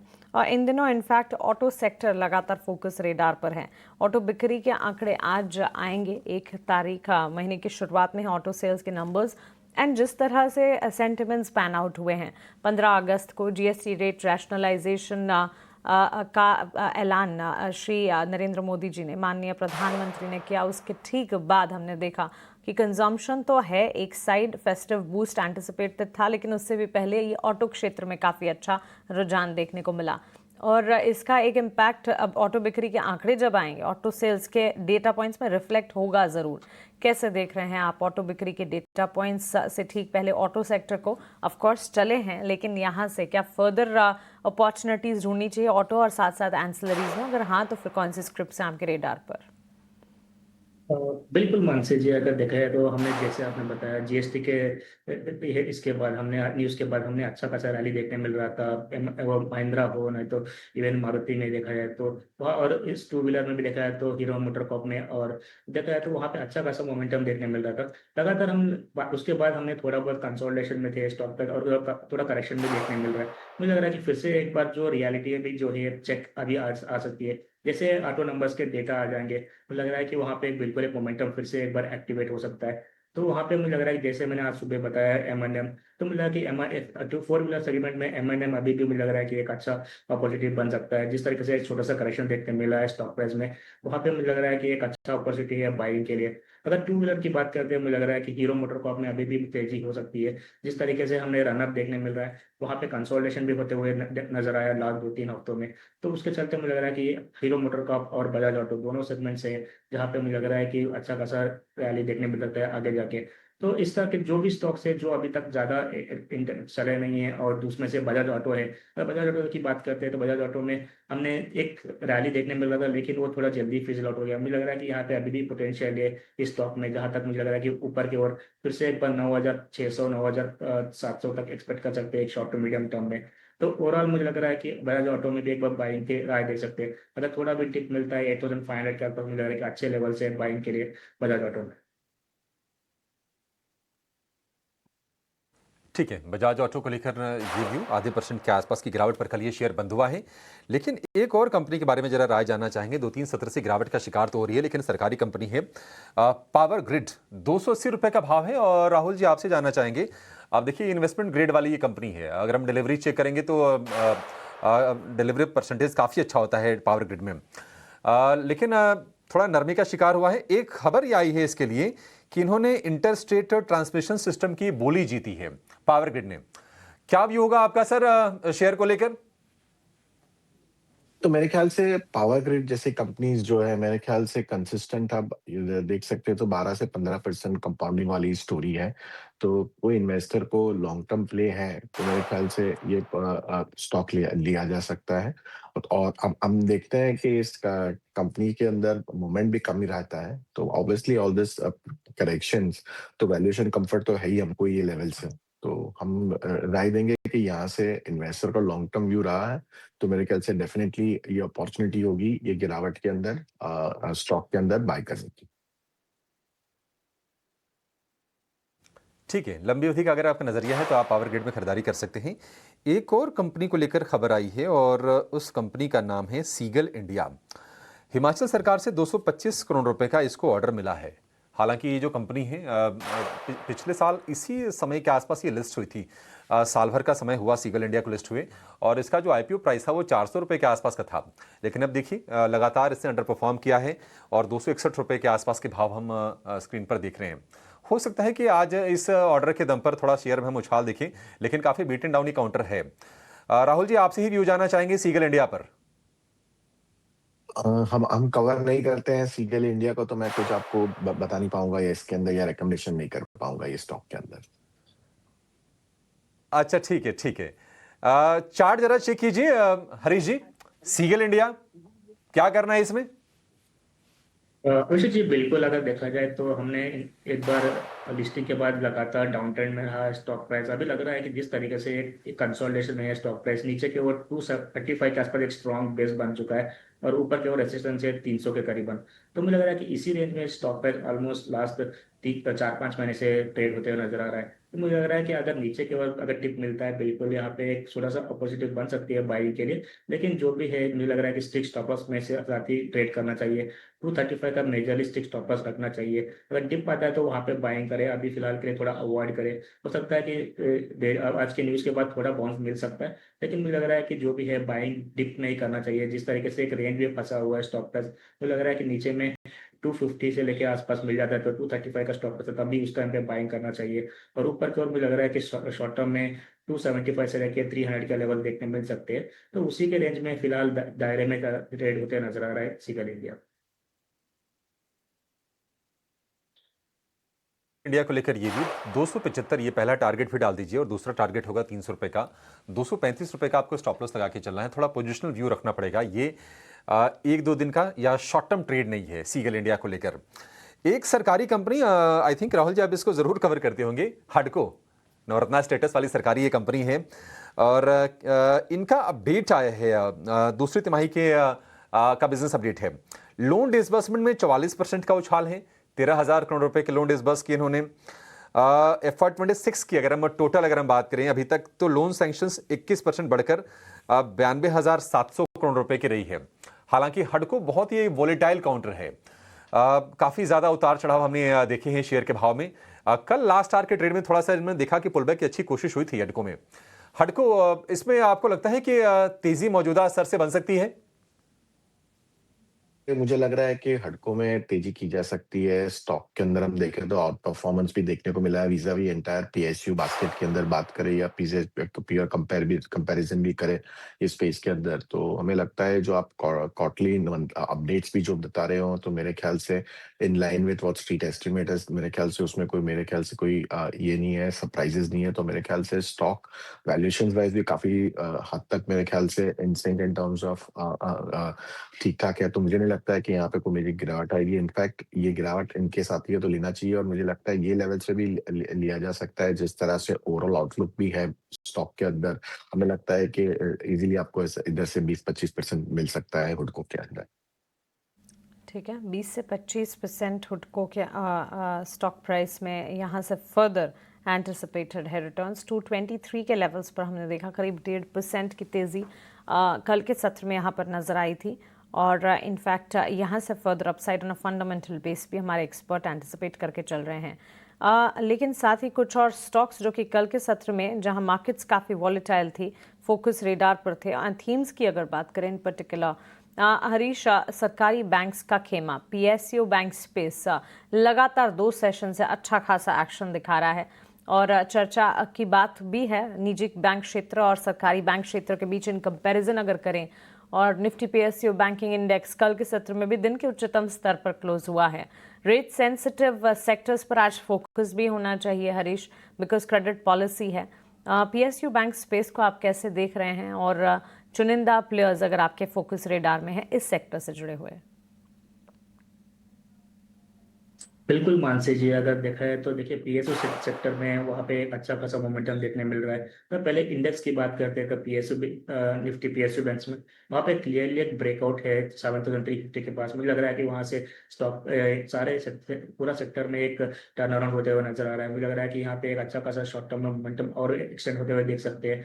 और उसी सेगमेंट में मुझे लग रहा है कि पहला स्टॉक अगर देखा है तो मुझे लग रहा है कि एसबीआई होगा, क्योंकि जिस तरीके से ये कंसोलिडेशन की वजह से लॉन्ग टर्म ट्रेंड चैनल के ब्रेकआउट दिया है स्टॉक प्राइस में ऑलमोस्ट 850 के आसपास 840 के आसपास एक रेजिस्टेंस था, स्टिफ रेजिस्टेंस। बहुत दिनों से वो स्टॉक वो जो लेवल है निकालने के लिए कोशिश कर रहा था, फाइनली वो कामयाब हुआ। मुझे लग रहा है कि यहाँ पे एक अच्छा खासा मोमेंटम बिल्टअप होते हुए नजर आ सकता है आगे भी।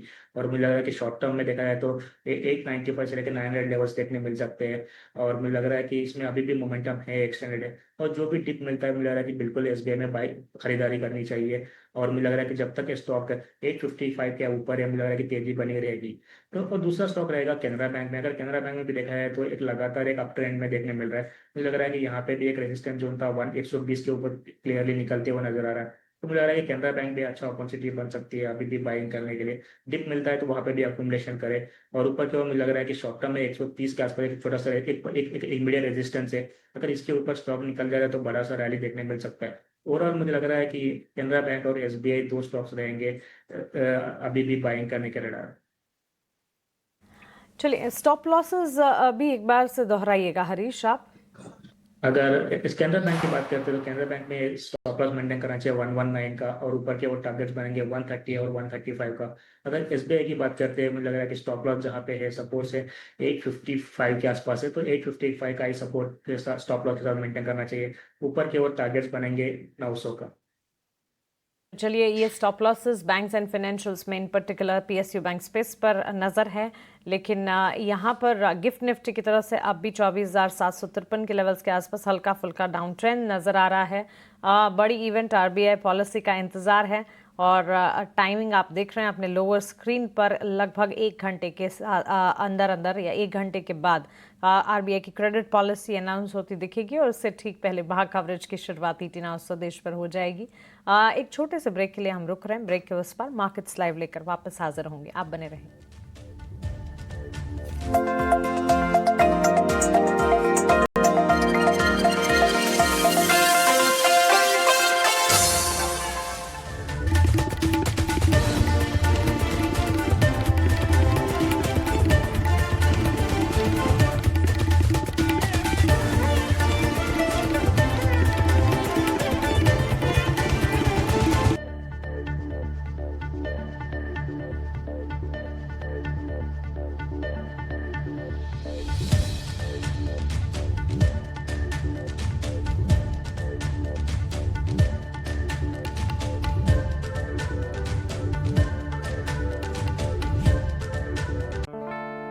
भाई, ऑन रोड या ऑफ रोड?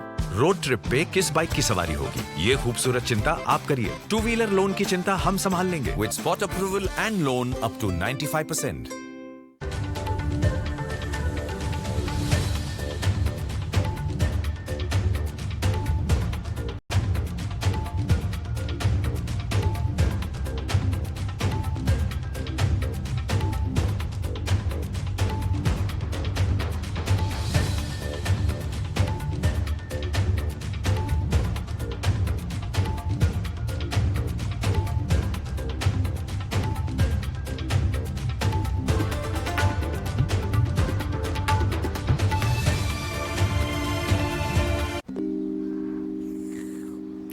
व्यू मस्त है और चाय भी बुरी नहीं है। नए घर में चाय के मजे कहाँ लोगे, ये खूबसूरत चिंता आप करिए। होम लोन की चिंता हम संभाल लेंगे with attractive interest rates and instant sanction.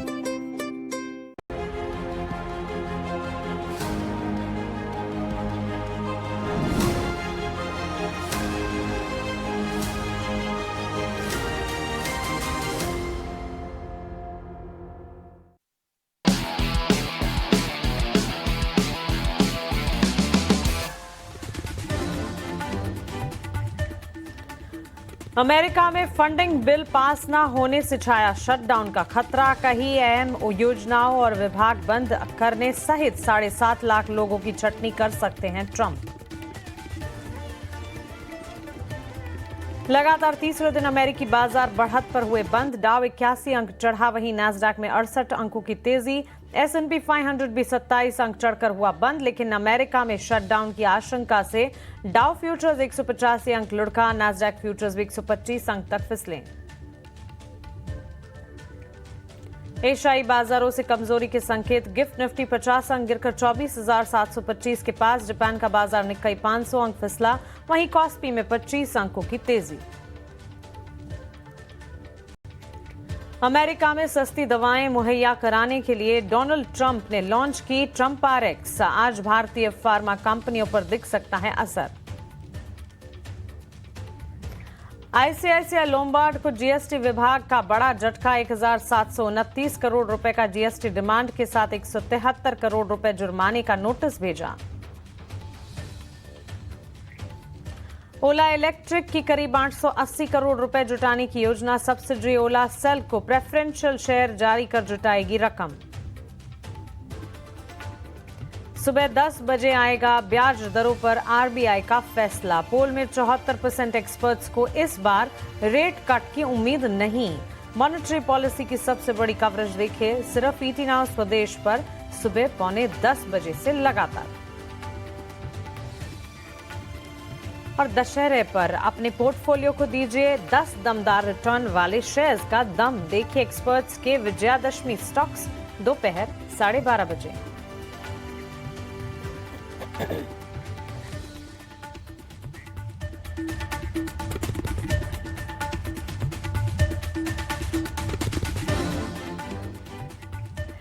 नमस्कार, एक बार फिर से स्वागत है आपका ET नाउ स्वदेश SBI लाइव स्टूडियो में। आप देख रहे हैं मार्केट्स लाइव और भारतीय बाजार के लिए क्रेडिट पॉलिसी के दिन आज का सत्र कैसा होने जा रहा है। सेंसेक्स की एक्सपायरी, नई सीरीज की शुरुआत और इन तमाम के बीच ट्रंकेटेड हफ्ता। कल भारतीय बाजार की छुट्टी से पहले आज का ये जो सेशन है कैसा दिखेगा, इस पर फोकस, इसका जवाब चंद मिनटों में हमें मिलेगा, क्योंकि बाजार खुलने वाले हैं। प्री ओपन लेवल्स अभी आपके स्क्रीन पर आ जाएंगे। इस पर लगातार हमारा फोकस, हमारी नज़र बनी हुई है। और इस बीच ऑटो बिक्री के आंकड़े भी आ जा रहे हैं। एक एक कर जो डेटा पॉइंट्स आना शुरू हो चुके हैं, लगातार आपके स्क्रीन पर फ्लैश करते रहेंगे हम, और इन फ्लैशेस को आपके सामने रखेंगे भी। और RBI की पॉलिसी पर भी लगातार हमारा फोकस है।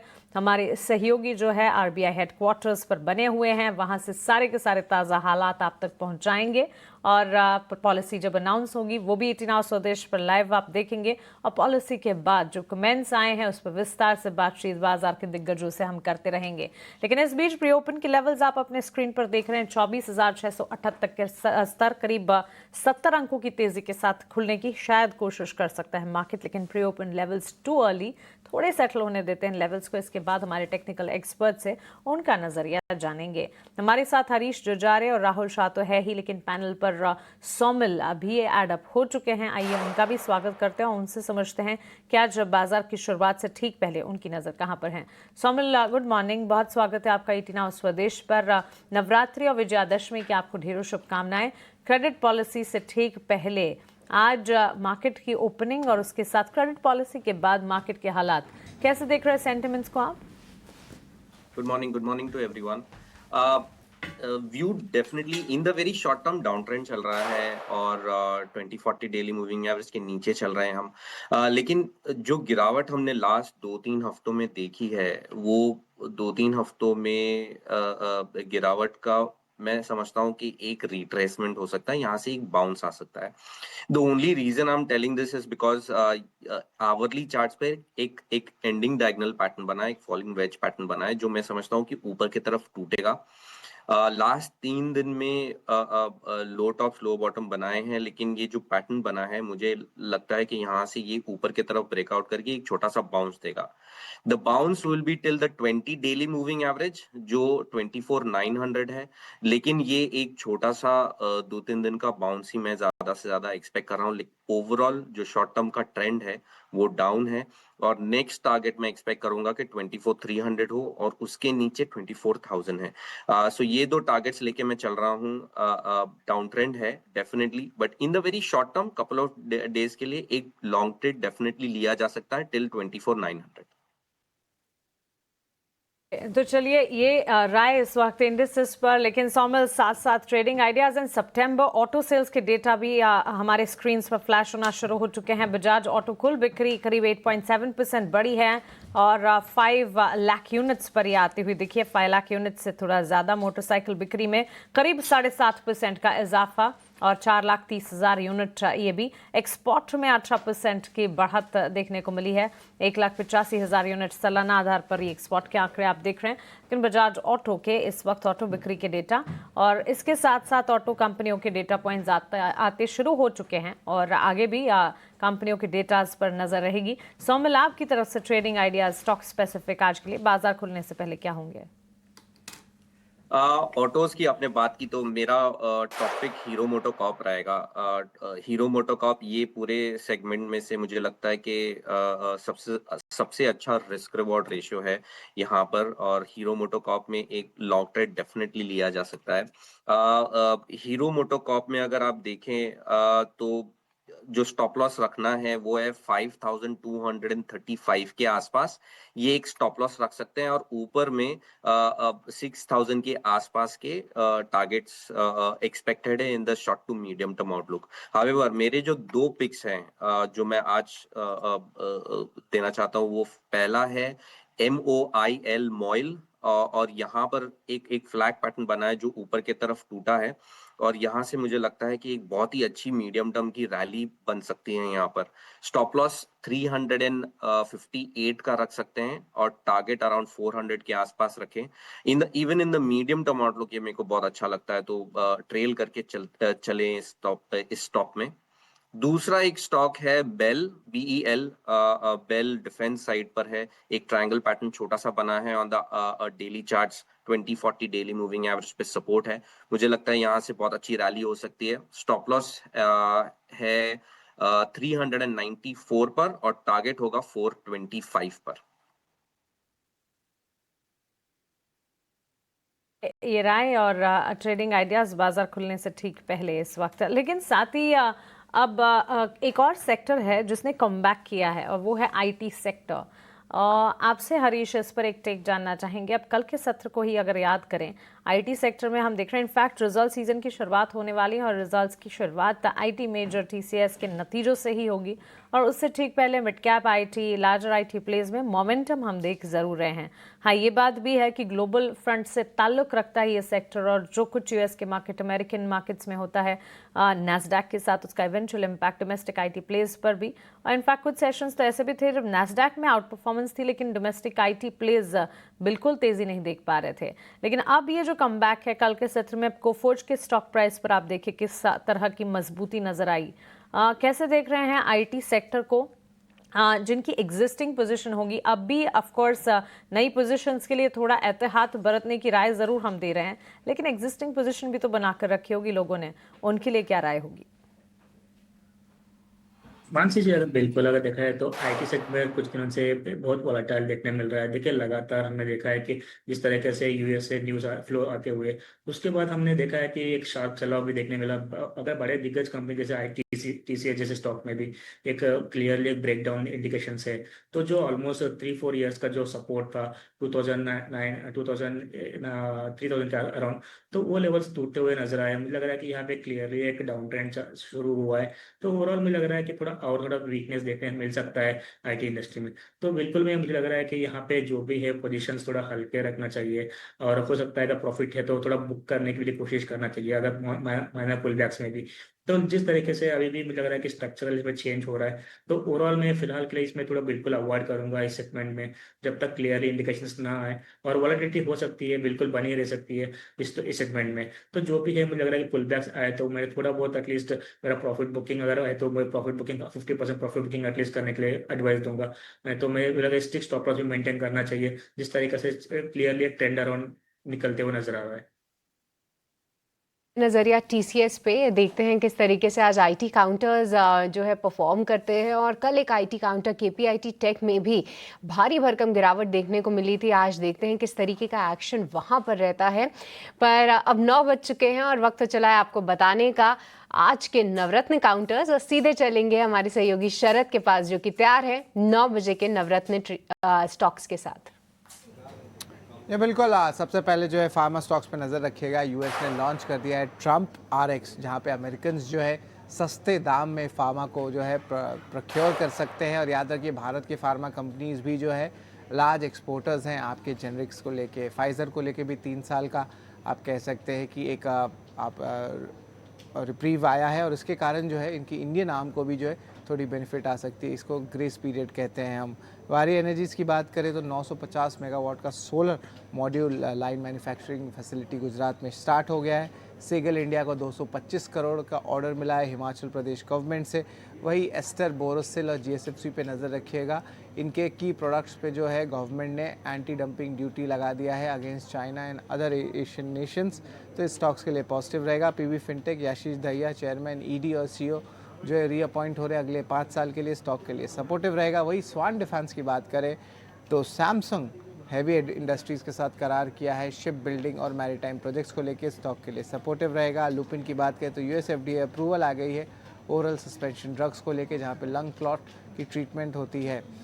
हुडको की बात करें तो दूसरी तिमाही के लोन डिस्बर्समेंट्स अच्छा है, 44% ईयर ऑन ईयर बेसिस पे बढ़ी है। और अगर सैंक्शंस की बात करें तो लोन सैंक्शंस H1 FY26 में लगभग 20% से ऊपर का ग्रोथ देखने मिला है।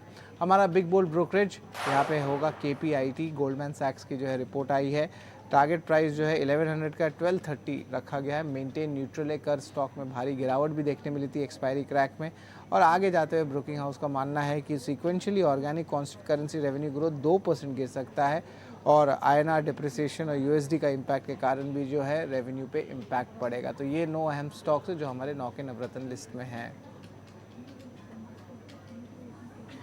ठीक है शरद, बहुत शुक्रिया ये तमाम शेयर बताने के लिए आज 9 के नवरत्न के तौर पर।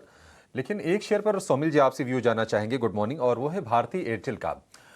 इन्होंने एक स्ट्रेटजिक पार्टनरशिप की है स्विफ्ट नेविगेशन के साथ क्लाउड बेस्ड लोकेशन सर्विस के लिए। हालांकि पिछले अगर आप 6 सत्र में देखेंगे तो 6 में से 5 सत्र में भारतीय एयरटेल में गिरावट आई है और आज भी थोड़ी सी नरमी पर ही खुलने की ये शेयर संकेत दे रहा है। 1868 रुपए के आसपास के भाव हैं। ये गिरावट आपको कब थमती नजर आ रही है? किसी की अगर तेजी की पोजीशन हो तो स्टॉप लॉस कहां पर लगाएं Somil ji? Good morning to you. यहाँ पर एक रेंज बाउंड ट्रेड हो रहा है बहुत समय से। इनफैक्ट ऊपर की तरफ रेंज है 1970 और नीचे की तरफ है 1840। ये पूरा एक रेंज है और मुझे लगता है कि अभी भी the trend is intact, the up trend is intact. मुझे लगता है कि ये ऊपर की तरफ ही रुक करेगा। इन द वेरी शॉर्ट टर्म थोड़ी सी गिरावट डेफिनेटली है। मुझे लगता है कि जो लोअर एंड है अराउंड 1840 का, वहां पर एक स्टॉप लॉस लगाना चाहिए for a short term trader.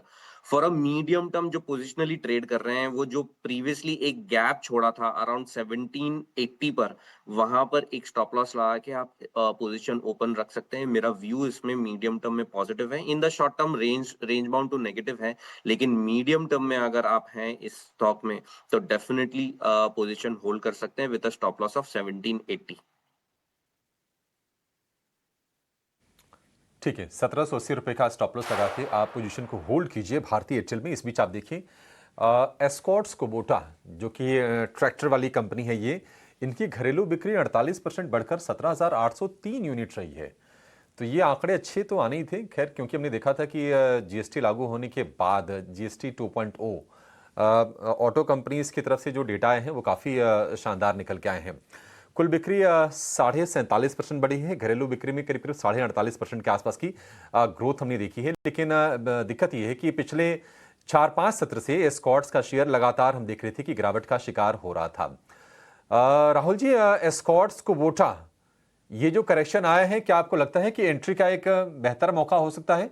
अच्छा, राहुल जी हमारे साथ नहीं है। सोमिल जी आप ही व्यू दीजिए एस्कॉर्ट्स कुबोटा पर, क्या करना चाहिए, क्योंकि लगातार हम देख रहे हैं कि शेयर ये स्लाइड कर रहा है। बिल्कुल नेगेटिव साइड पर है। ट्रेंड डाउन है in the short term, in the medium term outlook as well. Monthly charts पर अगर आप देखें तो बहुत ज्यादा कंस्ट्रक्टिव नहीं है द चार्ट्स। मुझे लगता है कि यहाँ से नेगेटिव व्यू ही रखना चाहिए इस समय फॉर सम टाइम। नीचे में जो सपोर्ट्स हैं वो अराउंड 3200 के आसपास है, that is a short term support. उसके नीचे अगर फिसलता है तो मुझे लगता है कि जो प्रीवियस स्विंग लोज है अराउंड 2800 के आसपास के, वहां तक ये फिसल सकता है, वो फिर से वो लेवल्स रीटेस्ट कर सकता है। तो मेरा व्यू नेगेटिव है, इसमें से एग्जिट करना ही अच्छा है। ऊपर में अगर आपको 3570 के आसपास मिले तो वो एक एग्जिट पॉइंट हो सकता है, क्योंकि वहां तक एक बाउंस डेफिनेटली आ सकता है। ऑलराइट, तो चलिए ये नज़रिया स्कॉट्स कुबोटा पे। अभी तक स्कॉट्स कुबोटा बजाज ऑटो के नंबर्स आए हैं और एसएमएल इसूजू के भी नंबर्स आते हुए दिखे हैं, पर बाकी की कंपनीज पर भी नज़र रहेगी। तो जी हाँ, आज ऑटो काउंटर्स पे फोकस है, साथ ही आरबीआई पॉलिसी मीट में क्या कुछ जो है निर्णय आता है और साथ ही कॉमेंट्री क्या रहेगी वो देखना सबसे अहम होगा। और साथ ही साथ आप देखिए अभी बायोकॉन भी आज फोकस में रहेगा, क्योंकि अभी कुछ समय पहले खबर आई है कि उनकी जो ऑस्टियोपोरोसिस की ड्रग है बोसाया, उसके लिए जो है उनको यूएस में एंट्री, जो उन्होंने एमजन के साथ अपना सेटलमेंट किया था, अब यूएस में जो एंट्री के रास्ते हैं वो साफ हो चुके हैं और 1 अक्टूबर से ही जो है बायोकॉन ये पर्टिकुलर ड्रग यूएस में उतारेगा। तो एक पॉजिटिव न्यूज़ फ्लो इस पर्टिकुलर काउंटर के लिए भी हमने देखा है। आईटी काउंटर्स पे देखते हैं कि किस तरीके का आज मूव आता है, पर फार्मा स्पेस से सन फार्मा पर भी नजर रखिएगा, क्योंकि देखिए फाइजर के साथ जो सेटलमेंट हुआ है यूएस सरकार का, और साथ ही मेडिकेयर के लिए जो है उन्होंने कहीं ना कहीं फाइजर के साथ एक डील कर ली है। सन फार्मा की जो यूएस में एक इनका हेल्थ केयर प्रोग्राम चलता है मेडिकेड, उसके अंतर्गत इल्यूमिया नाम की सन फार्मा की ड्रग आती है। अब बताया जा रहा था कि देखिए अगर यहाँ पे कुछ प्राइस कट्स होते हैं तो सन फार्मा को भी इम्पैक्ट पड़ेगा, बट अगर सेटलमेंट शुरू ही हो गया है तो सन फार्मा के लिए भी एक पॉसिबिलिटी बनती है। और यहाँ पर हम देख रहे हैं कि स्टॉक में आज एक्शन रह सकता है और फिलहाल प्री ओपन में लगभग 1% की तेजी इस पर्टिकुलर काउंटर में। तो हो जाइए तैयार, आज होने वाला है काफ़ी इंटरेस्टिंग दिन, सीरीज़ का पहला दिन भी है। देखते हैं किस तरीके का एक्शन होता है। और पहले टिक्स आपकी स्क्रीन पे, निफ्टी ने शुरुआत की है हरे निशान में, यहाँ पे लगभग 50 पॉइंट्स की तेज़ी है। वहीं निफ्टी बैंक की भी बात करें तो मामूली सी 60 अंकों की बढ़त आप यहाँ पे देखेंगे। कई सारे काउंटर्स में ज़बरदस्त एक्शन है, एक एक करके बात करते हैं। श्रीराम फाइनेंस यहाँ पे 2.8% का उछाल हमने देखा है खबर के दम पे। आप देखिए यहाँ पर एक अच्छा एक्शन है। साथ ही साथ सन फार्मा 2% से ज़्यादा की तेज़ी हम बता ही रहे थे इस खबर के बारे में। वहीं बजाज ऑटो, M&M, ये कुछ ऑटो काउंटर्स हैं जो कि मूव करते हुए नजर आ रहे हैं। आईटी क्षेत्र से फिलहाल सिर्फ HCL टेक है जिसमें एक अच्छी तेज़ी हम देख रहे हैं, और कुछ एक काउंटर्स फार्मा स्पेस से जैसे डॉक्टर रेड्डीज, सिप्ला, इन सब में थोड़ा सा मोमेंटम जो है वो पिकअप हो रहा है और लुपिन में भी लगभग 2% का उछाल है। गिरने वाले शेयर्स में BEL ये सबसे लीड करता हुआ दिख रहा है, 1% का कट यहाँ पे कहीं ना कहीं हाल फिलहाल एक अच्छा मूव था। प्रॉफिट बुकिंग थोड़ी सी यहाँ पे हमने देखी है। SBI लाइफ, HDFC लाइफ, ये कुछ काउंटर्स हैं जो कि लाल निशान में फिसलते हुए नजर आए हैं, और इटर्नल भी थोड़ा सा यू टर्न इसने मारा है। पर ब्रेथ ऑफ द मार्केट देखें और खासतौर से एडवांस डिक्लाइन का रेशियो देखें तो अभी भी जो बढ़ने वाले शेयर्स हैं उनकी संख्या कई ज़्यादा है गिरने वाले के मुकाबले। और साथ ही साथ आपको बता दें कि KPIT टेक, हम इसकी भी चर्चा कर रहे थे कि कल एक भारी गिरावट के बाद क्या आज एक कोई रीबाउंड आता है। 1% का उछाल इस पर्टिकुलर स्टॉक में। कुछ एक काउंटर्स जो कि कई दिनों से बहुत गिरावट का शिकार हो रहे थे, डिक्सन टेक, यहाँ पर भी एक अच्छा रीबाउंड हमने आते हुए देखा है। अब ब्रॉडर मार्केट पे भी नजर डाल लेते हैं कि क्या है हाल वहाँ का। और यहाँ पर देखिए फाइजर लगभग 6% की तेजी आज आप इस काउंटर में देखेंगे, क्योंकि फाइजर पेरेंट ने एक डील कर ली है यूएस में और उसके चलते एक्साइटमेंट भरपूर। टाटा इन्वेस्टमेंट, ये काउंटर रुकने का नाम नहीं ले रहा है, 20% का उछाल कल, आज फिर से 4.5% की तेजी है। स्कॉट्स कुबोटा शानदार ट्रैक्टर बिक्री के आंकड़ों के बाद 3.5% की तेजी यहाँ पे। राइट्स, सन टीवी और साथ ही साथ वोडाफोन आइडिया, ये कुछ काउंटर्स हैं जो कि एक अच्छा मूव दिखा रहे हैं। हुडको ने जो अपने ऑपरेशनल अपडेट्स जारी किए थे, लोन सैंक्शंस काफ़ी शानदार रहे, दूसरी तिमाही में 2% की तेज़ी ये पर्टिकुलर काउंटर दिखा रहा है। कहीं ना कहीं फार्मा, ऑटो, ये कुछ काउंटर्स हैं जो कि एक अच्छा मूव दिखा रहे हैं। Metropolis, KEC international, Hind copper, ये कुछ स्टॉक्स हैं जो कि थोड़ी सी आज प्रॉफिट बुकिंग का शिकार हो रहे हैं, पर कोई मेजर नेगेटिव न्यूज़ फ्लो यहाँ पर नहीं है। पर कहीं ना कहीं एक अच्छा एक्शन आप देख रहे हैं आज। देखिए श्रीराम फाइनेंस, यहाँ पर 4% का उछाल अभी फिलहाल दिखाई दे रहा है। 2% के आसपास जो है यहाँ पर शुरुआत हुई थी, तो इसको आप ज़रूर मान सकते हैं आज का खिलाड़ी। पर आज के फीसदी के तौर पे देखें तो फिलहाल तो कोई ऐसा स्टॉक नहीं है जो कि बहुत बड़ी गिरावट का शिकार हो रहा है।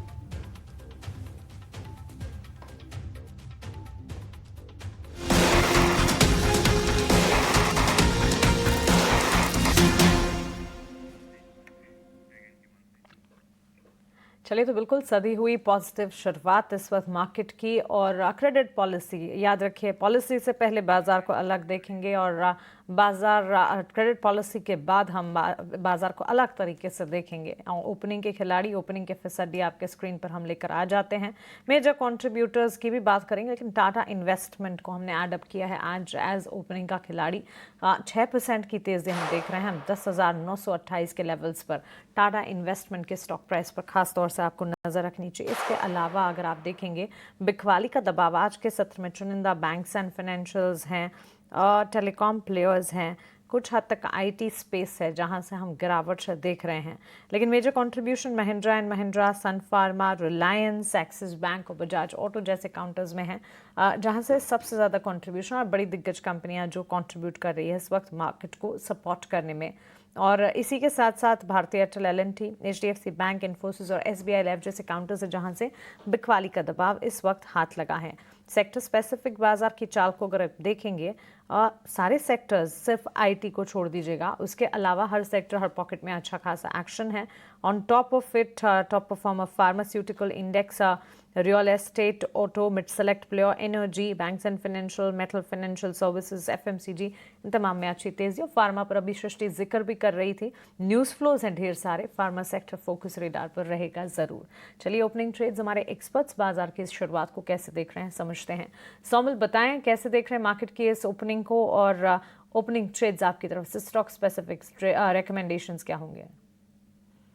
जैसे मैंने स्टार्टिंग में कहा कि एक बाउंस एक्सपेक्ट कर रहा हूँ मार्केट में, और यहाँ से मुझे लगता है कि एक बाउंस ऑलरेडी थोड़ी सी शुरुआत हो गई है।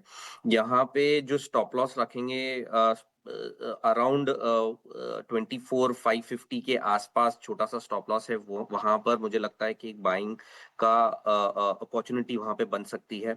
ऊपर में मैं 24,850, 24,900 के आसपास के लेवल्स एक्सपेक्ट करूंगा, जो 20 डेली मूविंग एवरेज है।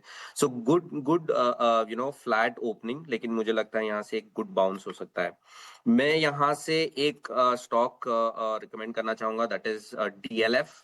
डीएलएफ ने फिर से एक अच्छा बाउंस शुरुआत की है। आज एक 61% रिट्रेसमेंट के लेवल से फिर से बाउंस हुआ है, और मैं ये कल से इसको थोड़ा सा ट्रैक कर रहा हूँ। मुझे लगता है यहाँ से एक अच्छी रैली हो सकती है in the very short term. So DLF में स्टॉप लॉस होगा 707 पर और टारगेट होगा 750 पर। ये है ट्रेडिंग आइडिया। बुलिश सेंटिमेंट बरकरार है मार्केट में इस वक्त। अगर आप देखेंगे कन्वेक्शन पाएंगे, मार्केट की ब्रेथ और टेक्सचर अब भी पॉजिटिव है, और टू अर्ली टू से, लेकिन देखते हैं मार्केट को एटलीस्ट 15 से 20 मिनट और सेटल होने देते हैं। उसके बाद समझने की कोशिश करते हैं कि एग्जैक्टली आज का सत्र किस तरह से पैन आउट होता हुआ दिखेगा। हरीश, आप बताएं आपकी तरफ से ट्रेडिंग आइडियाज, ओपनिंग ट्रेड्स क्या होंगे? मेरे तरफ से ट्रेड रहेगा एक्साइड इंडस्ट्रीज में। देखा जाए तो एक्साइड इंडस्ट्रीज में लगातार हमने एक सेल ऑफ देखने मिल रहा था, और कल के ट्रेडिंग सेशन में स्टॉक में almost exactly 200 day moving average के आसपास से रिवर्सल देखने मिल रहा है।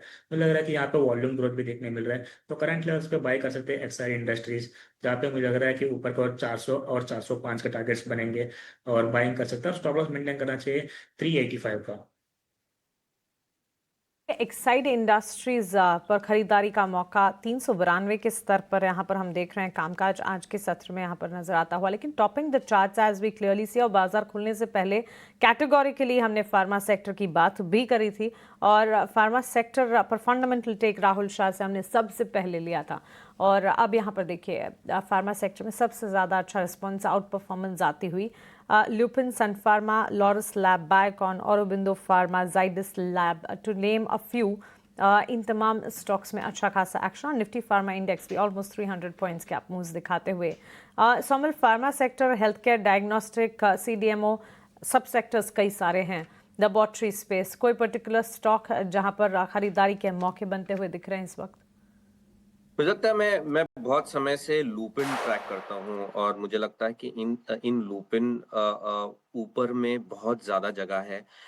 In the medium term outlook या आप इन द शॉर्ट टर्म भी मुझे लगता है कि अब ये लोअर बैंड पे आ गया है। लोअर बैंड इनका 1900 और 1850 के आसपास का लोअर बैंड है, तो यहाँ से फिर से एक बाउंस शुरुआत हुई है लूपिन में। मुझे लगता है यहाँ से एक अच्छी मीडियम टर्म की रैली हो सकती है। In the very short term जो रेजिस्टेंस है वो 2060 पर है, तो यही एक टारगेट होगा इस समय।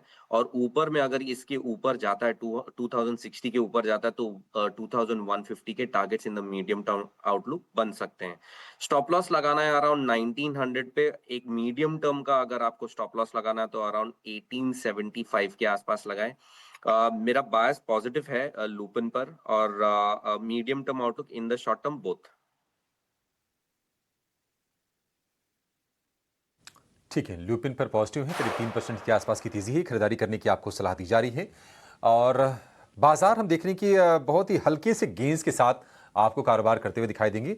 निफ्टी है 25 अंकों पर, 0.10% की मजबूती, और निफ्टी बैंक की बात करें तो 95 अंकों पर है, लगभग 0.2% की, यानी कि 0.25% से भी कम की तेजी इस वक्त हम शेयर में देख रहे हैं। लेकिन एक शेयर जो लगातार सरपट चाल भाग रहा है और वो है टाटा इन्वेस्टमेंट का। आज ये नए रिकॉर्ड ऊंचाई पर पहुंच गया है, करीब 4-4.5% के आसपास की तेजी है। देखिए टाटा कैपिटल के IPO पर नजर है और 14 अक्टूबर इसके स्टॉक स्प्लिट के रिकॉर्ड डेट भी है टाटा इन्वेस्टमेंट की। टाटा इन्वेस्टमेंट वैसे तो मतलब ट्रेडर्स के रडार पर नहीं रहता होगा ये, लेकिन फिर भी सोमिल जी जरा बताएंगे कि कहां तक जाता हुआ आपको ये शेयर दिख रहा है और क्या प्रॉफिट टेकिंग करनी चाहिए, क्योंकि महीने भर में लगभग 1.5 गुना हो गया शेयर ये। एब्सोल्युटली बहुत ही बढ़िया रैली हुई है। अगर आप देखें लास्ट 3-4 महीनों में एक छोटा सा कंसोलिडेशन हुआ था, वो कंसोलिडेशन में से शार्प ब्रेकआउट हुआ है और ऊपर की तरफ बहुत अच्छी रैली देखी है। नीचे में बॉटम में 6690 के आसपास का बॉटम बना था और इस समय 10800 के आसपास चल रहा है। So great rally. यहाँ पर मैं फ्रेश बाइंग तो डेफिनेटली सजेस्ट नहीं करूंगा, लेकिन अगर आप टारगेट्स की बात करें तो टारगेट्स 12,000 के ऊपर के आते हैं। जो पोजीशन होल्ड करके रखें वो 20 डेली मूविंग एवरेज को थोड़ा सा ट्रैक करें।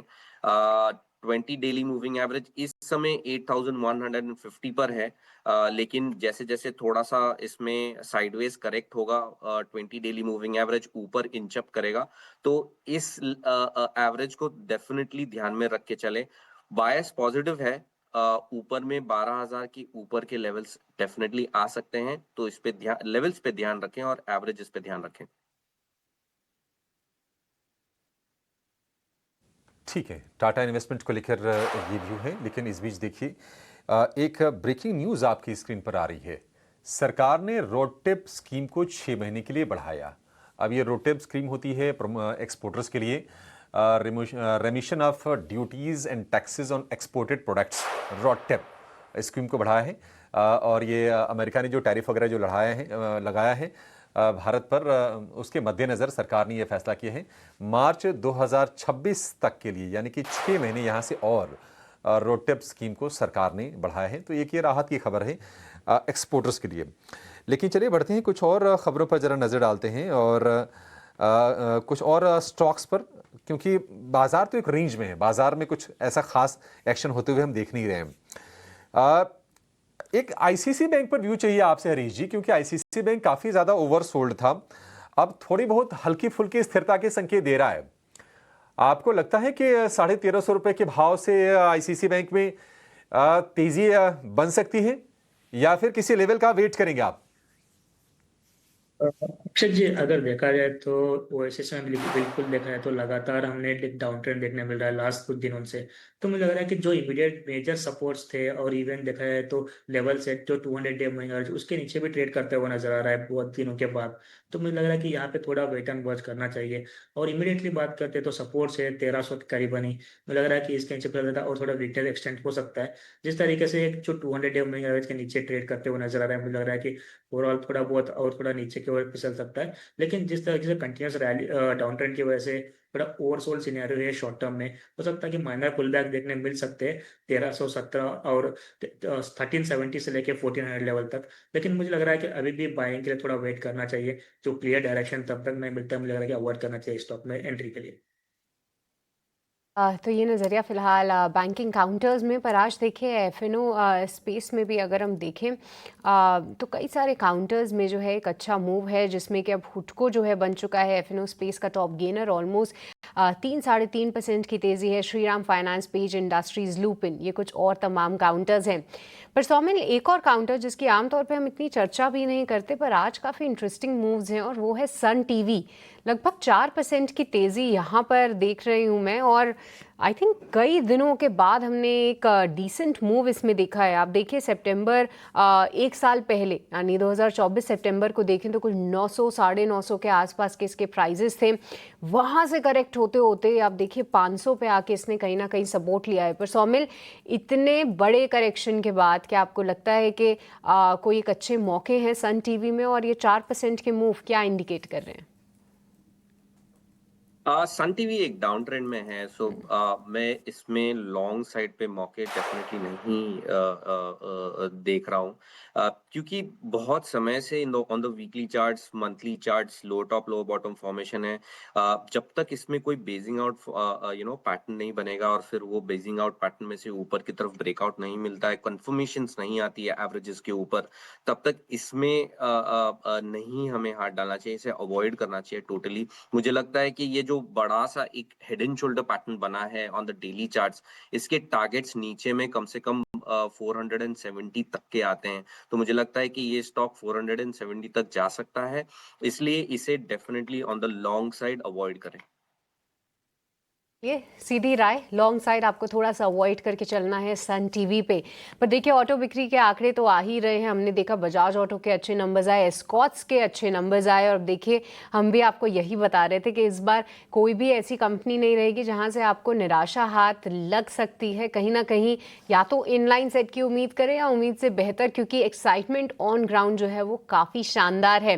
पर एक काउंटर जिसपे हरीश आपसे राय चाहिए वो है M&M, क्योंकि देखिए हाल फिलहाल M&M का शेयर भी थोड़ा गिरावट का शिकार हुआ है।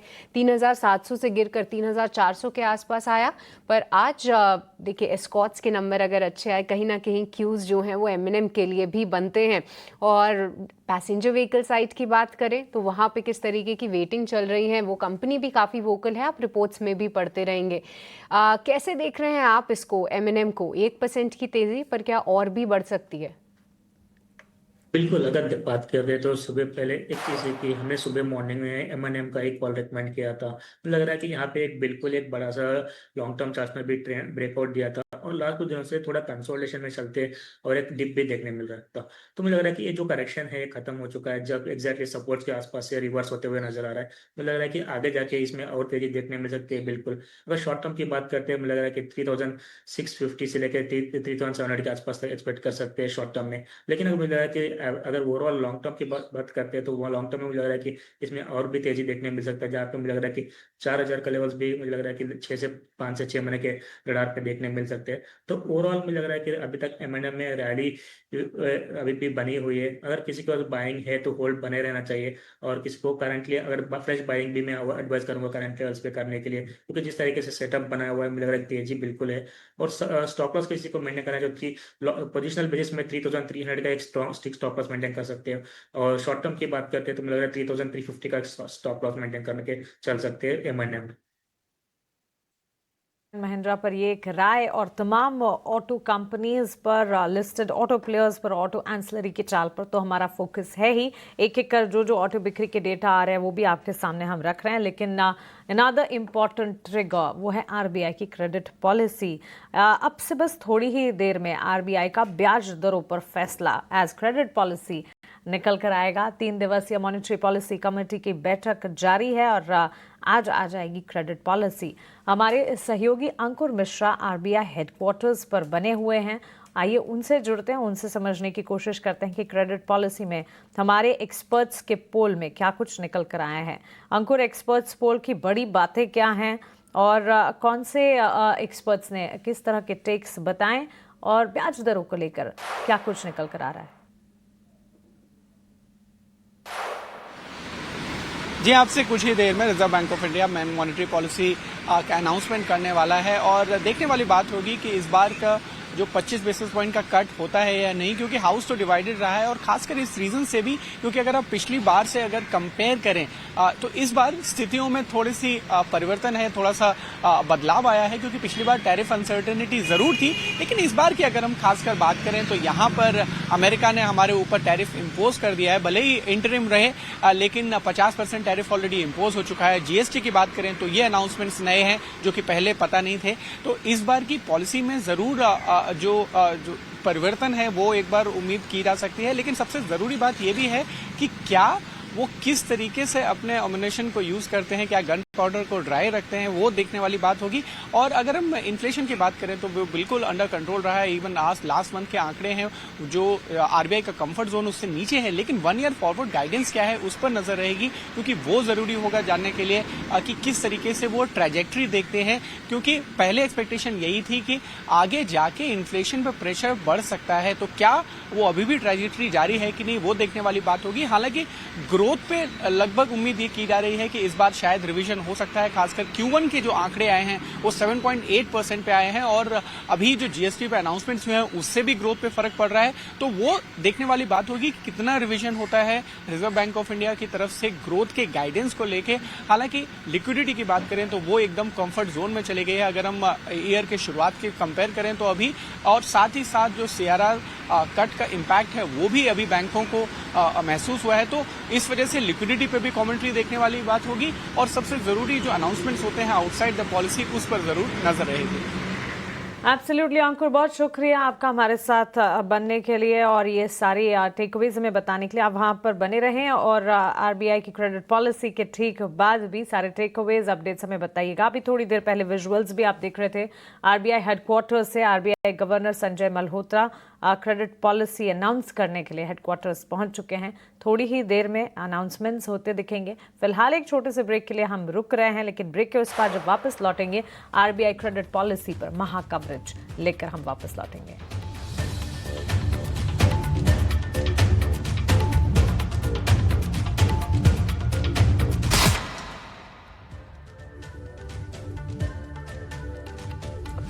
स्वागत है आपका फिर से 18 न्यूज़ स्वदेश पर। आप देख रहे हैं क्रेडिट पॉलिसी को लेकर ये खास कवरेज और आधे घंटे में RBI governor Sanjay Malhotra policy का ऐलान करेंगे।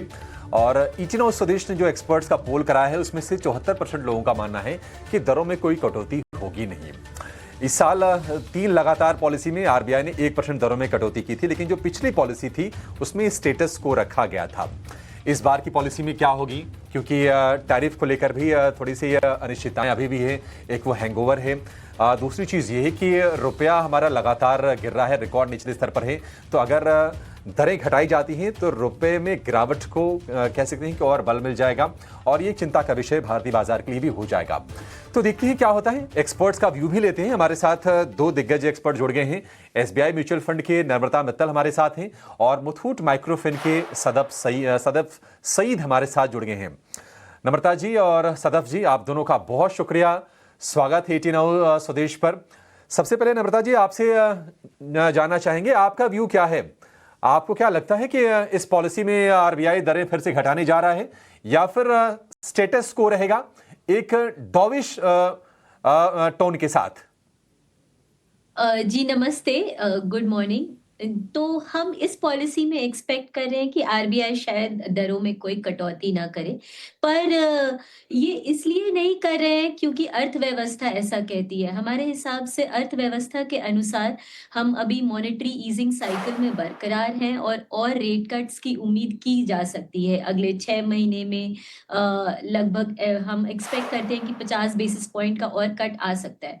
पर हम इस पॉलिसी में नहीं एक्सपेक्ट कर रहे हैं क्योंकि आरबीआई ने अपने आप को वैसा पोजीशन कर दिया है और हमें ऐसा लगता है कि क्योंकि अभी जीएसटी इम्प्लीमेंट हो करके उसका मार्केट में इन्फ्लेशन में क्या असर दिखता है वो अक्टूबर महीने से पता लगना शुरू होगा और क्योंकि government growth active growth pro growth measures ले रही है तो शायद आरबीआई थोड़ा विलंब करना चाहे, पर हम इस पॉलिसी में कई चीजों पे हम आरबीआई को काफ़ी नोट करेंगे कि क्या वो रियल जीडीपी के आंकड़े जो 7.8% है, उस पे अपना कम्फर्ट दिखाती है कि वो नॉमिनल ग्रोथ के जो कि अभी हिस्टोरिकल लोज़ पे है, उसके कारण ग्रोथ के प्रति अपनी चिंता दिखाती है।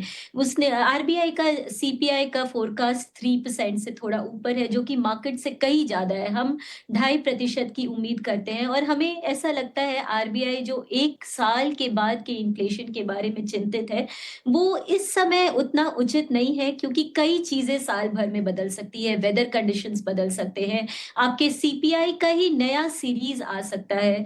तो आरबीआई क्या एफवाई 26 के प्रोजेक्शंस को जीएसटी के कारण रिड्यूस करती है या अभी भी 1 साल के सीपीआई के बारे में चिंता करती है और हम भले ही स्टांस न्यूट्रल हो, पर हम वो छोटी-छोटी बातों को ऑब्जर्व करेंगे कि क्या वो अभी थोड़ा डविश टिल्ट हमें दिख रहा है कि आरबीआई अभी भी monetary overall growth inflation dynamics में कंफर्टेबल है। तो यह कुछ चीज़ें हैं जो हम इस पॉलिसी में काफ़ी उत्सुकता से देख रहे हैं। और स्टांस क्या है, बिल्कुल सही कहा नम्रता आपने, इस पर फोकस करना होगा। कमेंट्री में क्या कुछ निकल कर आ रहा है गवर्नर की तरफ से इकोनॉमी के हालात पर, छोटे ऑब्जर्वेशंस इस वक्त इस बार के आरबीआई की क्रेडिट पॉलिसी में काफ़ी इंपॉर्टेंट होंगे। इस बीच हमारे साथ नम्रता और सदर सैयद साहब तो है ही, अभिषेक बिसेन भी जुड़ गए हैं। अभिषेक, आपका भी स्वागत है ईटीनाउ स्वदेश पर। मिस्टर सैयद, आपसे पूछना चाहूँगी, ज़्यादातर जानकार ये मानकर चल रहा है कि इस बार की आरबीआई की क्रेडिट पॉलिसी में रेट्स अनचेंज्ड रहेंगे। आपके टेक्स क्या हैं? और सीपीआई इन्फ्लेशन की तर्ज पर अगर आप देखें, it's projected to remain benign, of course GST 2.0 की अनाउंसमेंट्स के ठीक बाद। सो क्या आरबीआई की तरफ से कोई सरप्राइजेस एक्सपेक्ट कर रहे हैं?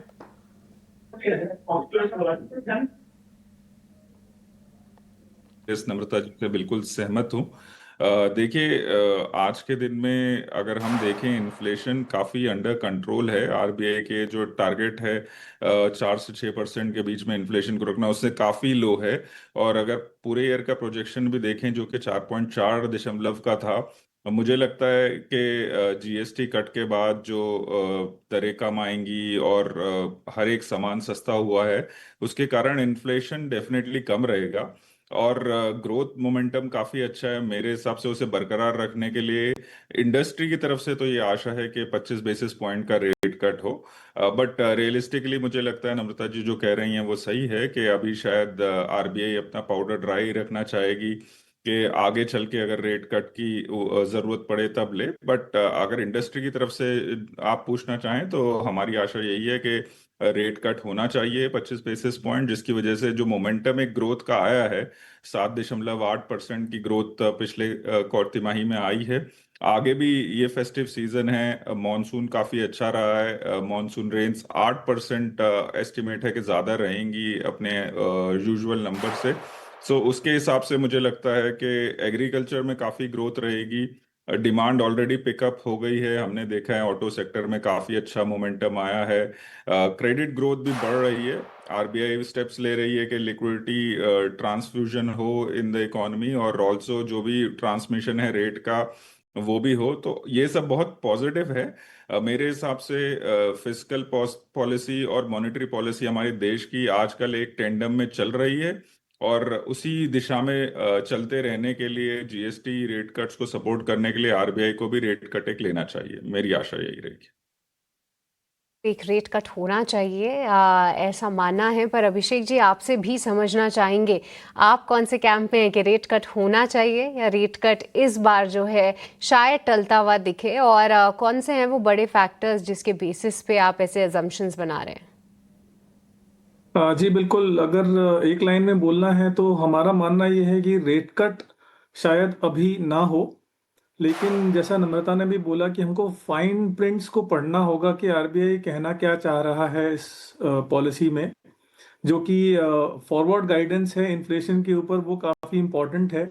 जो Q1 के नंबर उन्होंने दिए पिछली पॉलिसी में नेक्स्ट ईयर के लिए, जो 470 पे जो उन्होंने एक्सपेक्टेशन जताई है, जो जीएसटी कट हुए हैं और अच्छा मॉनसून रहा है, इसकी वजह से ऐसा एक्सपर्ट्स का मानना है कि अगले 12 से 18 महीने की इन्फ्लेशन नंबर जो है करीब 4 से 4.25 के बीच में एवरेज करने वाली है। तो इसकी वजह से स्पेस तो कट के लिए काफ़ी है, लेकिन जो ग्लोबल अनसर्टनिटीज़ हैं वो शायद आरबीआई को रिस्ट्रिक्ट कर रहा है इस वक्त रेट कट करने से। लेकिन बिना रेट कट किए अगर वो लिक्विडिटी के ज़रिए अगर बाजार को थोड़ा सॉफ्ट रखना चाहेंगे तो वो शायद ज़्यादा बेनिफिशियल रहेगा मार्केट के लिए, ऐसा हमारा मानना है। सो इस पॉलिसी में फॉरवर्ड गाइडेंस काफ़ी इम्पोर्टेंट है। रेट कट भले ना हो, लेकिन फॉरवर्ड गाइडेंस सॉफ्ट होनी चाहिए, जिसकी वजह से बाजार को काफ़ी राहत मिलती है। जी, फॉरवर्ड गाइडेंस सॉफ्ट होनी चाहिए, आगे को लेकर मतलब ये दरवाज़ा ओपन रखना चाहिए कि ज़रूरत पड़ी तो हम रेट कट करेंगे। वैसे भी उम्मीदें तो हैं कि नहीं रेट कट इस साल में होंगी, इस पॉलिसी में हो चाहे ना हो। लेकिन सदफ जी, एक और चीज़ है जो शायद आरबीआई के हाथ रोके, और वो है कि 3 पॉलिसी में हमने देखा कि 0.5%, फिर 0.25%, ये 1% का रेट कट हुआ, और ये ट्रांसमिशन होने में लग जाते हैं, कई बार 2 क्वार्टर 3 क्वार्टर का समय लग जाता है। क्या आपको लगता है कि आरबीआई पहले एक बार ये देखना चाहता है कि ट्रांसमिशन सुनिश्चित हो जाए बैंकों की तरफ से, क्योंकि अगर फिर से रेट कट कर दिया तो शायद बैंक अपने हाथ रोके और जो पूरा फायदा मिलना चाहिए इकोनॉमी में एंड कंज्यूमर तक, वो शायद बैंक पास ऑन न करे? क्या आरबीआई को ये डर है? यूजुअली अगर ट्रांसमिशन ऑफ रेट की बात करें, एक 6 महीना लगता है रेट को, पॉलिसी रेट कट से एक्चुअल रेट कट ट्रांसमिशन में और बोरोअर को एंड में बेनिफिट लगने में। वो 6 महीने अगर आप पहले रेट कट से देखें तो वो पास हो गए हैं, कुछ हद तक बेनिफिट पास करे गए हैं, कुछ हद तक बेनिफिट अभी पास होने हैं आगे चल के इस क्वार्टर में।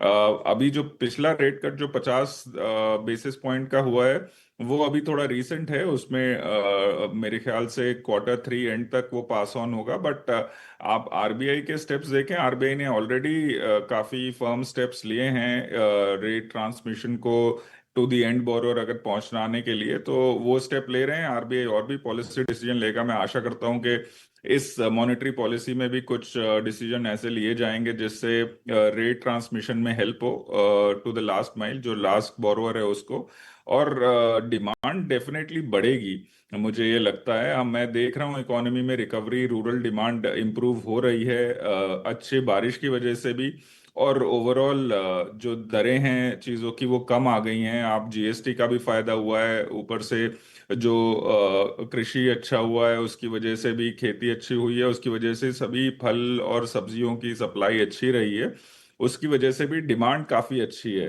तो मुझे लगता है कि अगर रेट कट हो और ट्रांसमिशन हो रेट का, जो पहले भी रेट कट हुआ है, उससे लोगों की पॉकेट में और पैसा बचेगा और वो इकोनॉमी को ग्रो करने में हेल्प करेगा, थोड़ा एक मोमेंटम आएगा, जॉब क्रिएशन होगी उसके कारण। तो आरबीआई डेफिनेटली स्टेप्स लेगा, ऑलरेडी स्टेप्स लिए हैं।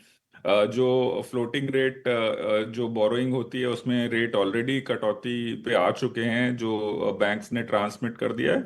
जो फिक्स्ड रेट बोरोइंग होती है जिसमें इंक्रीमेंटल बोरोइंग में रेट कट, वो ऑलरेडी धीरे धीरे पास ऑन हो रहा है। मुझे आशा है कि Q3 एंड तक ये पूरा 1% करीब 75 बेसिस पॉइंट तक तो पास ऑन हो जाएगा। एब्सोल्युटली, ट्रांसमिशन की जहां आपने बात की है, rate transmission quite an important thing. और इस बार आरबीआई की क्रेडिट पॉलिसी में आरबीआई गवर्नर संजय मल्होत्रा साहब की कमेंट्री में काफ़ी सारी चीज़ें हैं जिसे उन्हें वॉच आउट करना होगा। इकोनॉमी और ब्याज दरों पर तो ऑफ कोर्स बातचीत होगी ही, लेकिन पिछले दिनों जो इम्पोर्टेंट इकोनॉमिक इंडिकेटिव एक्शंस हुए हैं उसके टेक अवेज भी कमेंट्री में ज़रूर रिफ्लेक्ट होते दिखेंगे, जैसे कि GST रेट रैशनलाइजेशन, इसके अलावा इकोनॉमी के हालात, tariff scenarios and tariff situation, global front पर जो कुछ हो रहा है, उसी के साथ साथ अभी जिस तरह से हमारे एक्सपर्ट बात कर रहे थे मॉनसून, बेहतर मॉनसून, और कल ही वेदर डिपार्टमेंट की तरफ से टेक्स आते हुए दिखे थे कि सामान्य से करीब 8% ज़्यादा इस बार बारिश होती हुई दिखी है। अब भी देश के कई राज्यों में बारिश और मॉनसून बरकरार है, तो ये भी एक इम्पॉर्टेंट इकोनॉमिक टेक हो जाता है जो कि अपनी कमेंट्री में शामिल ज़रूर करेंगे।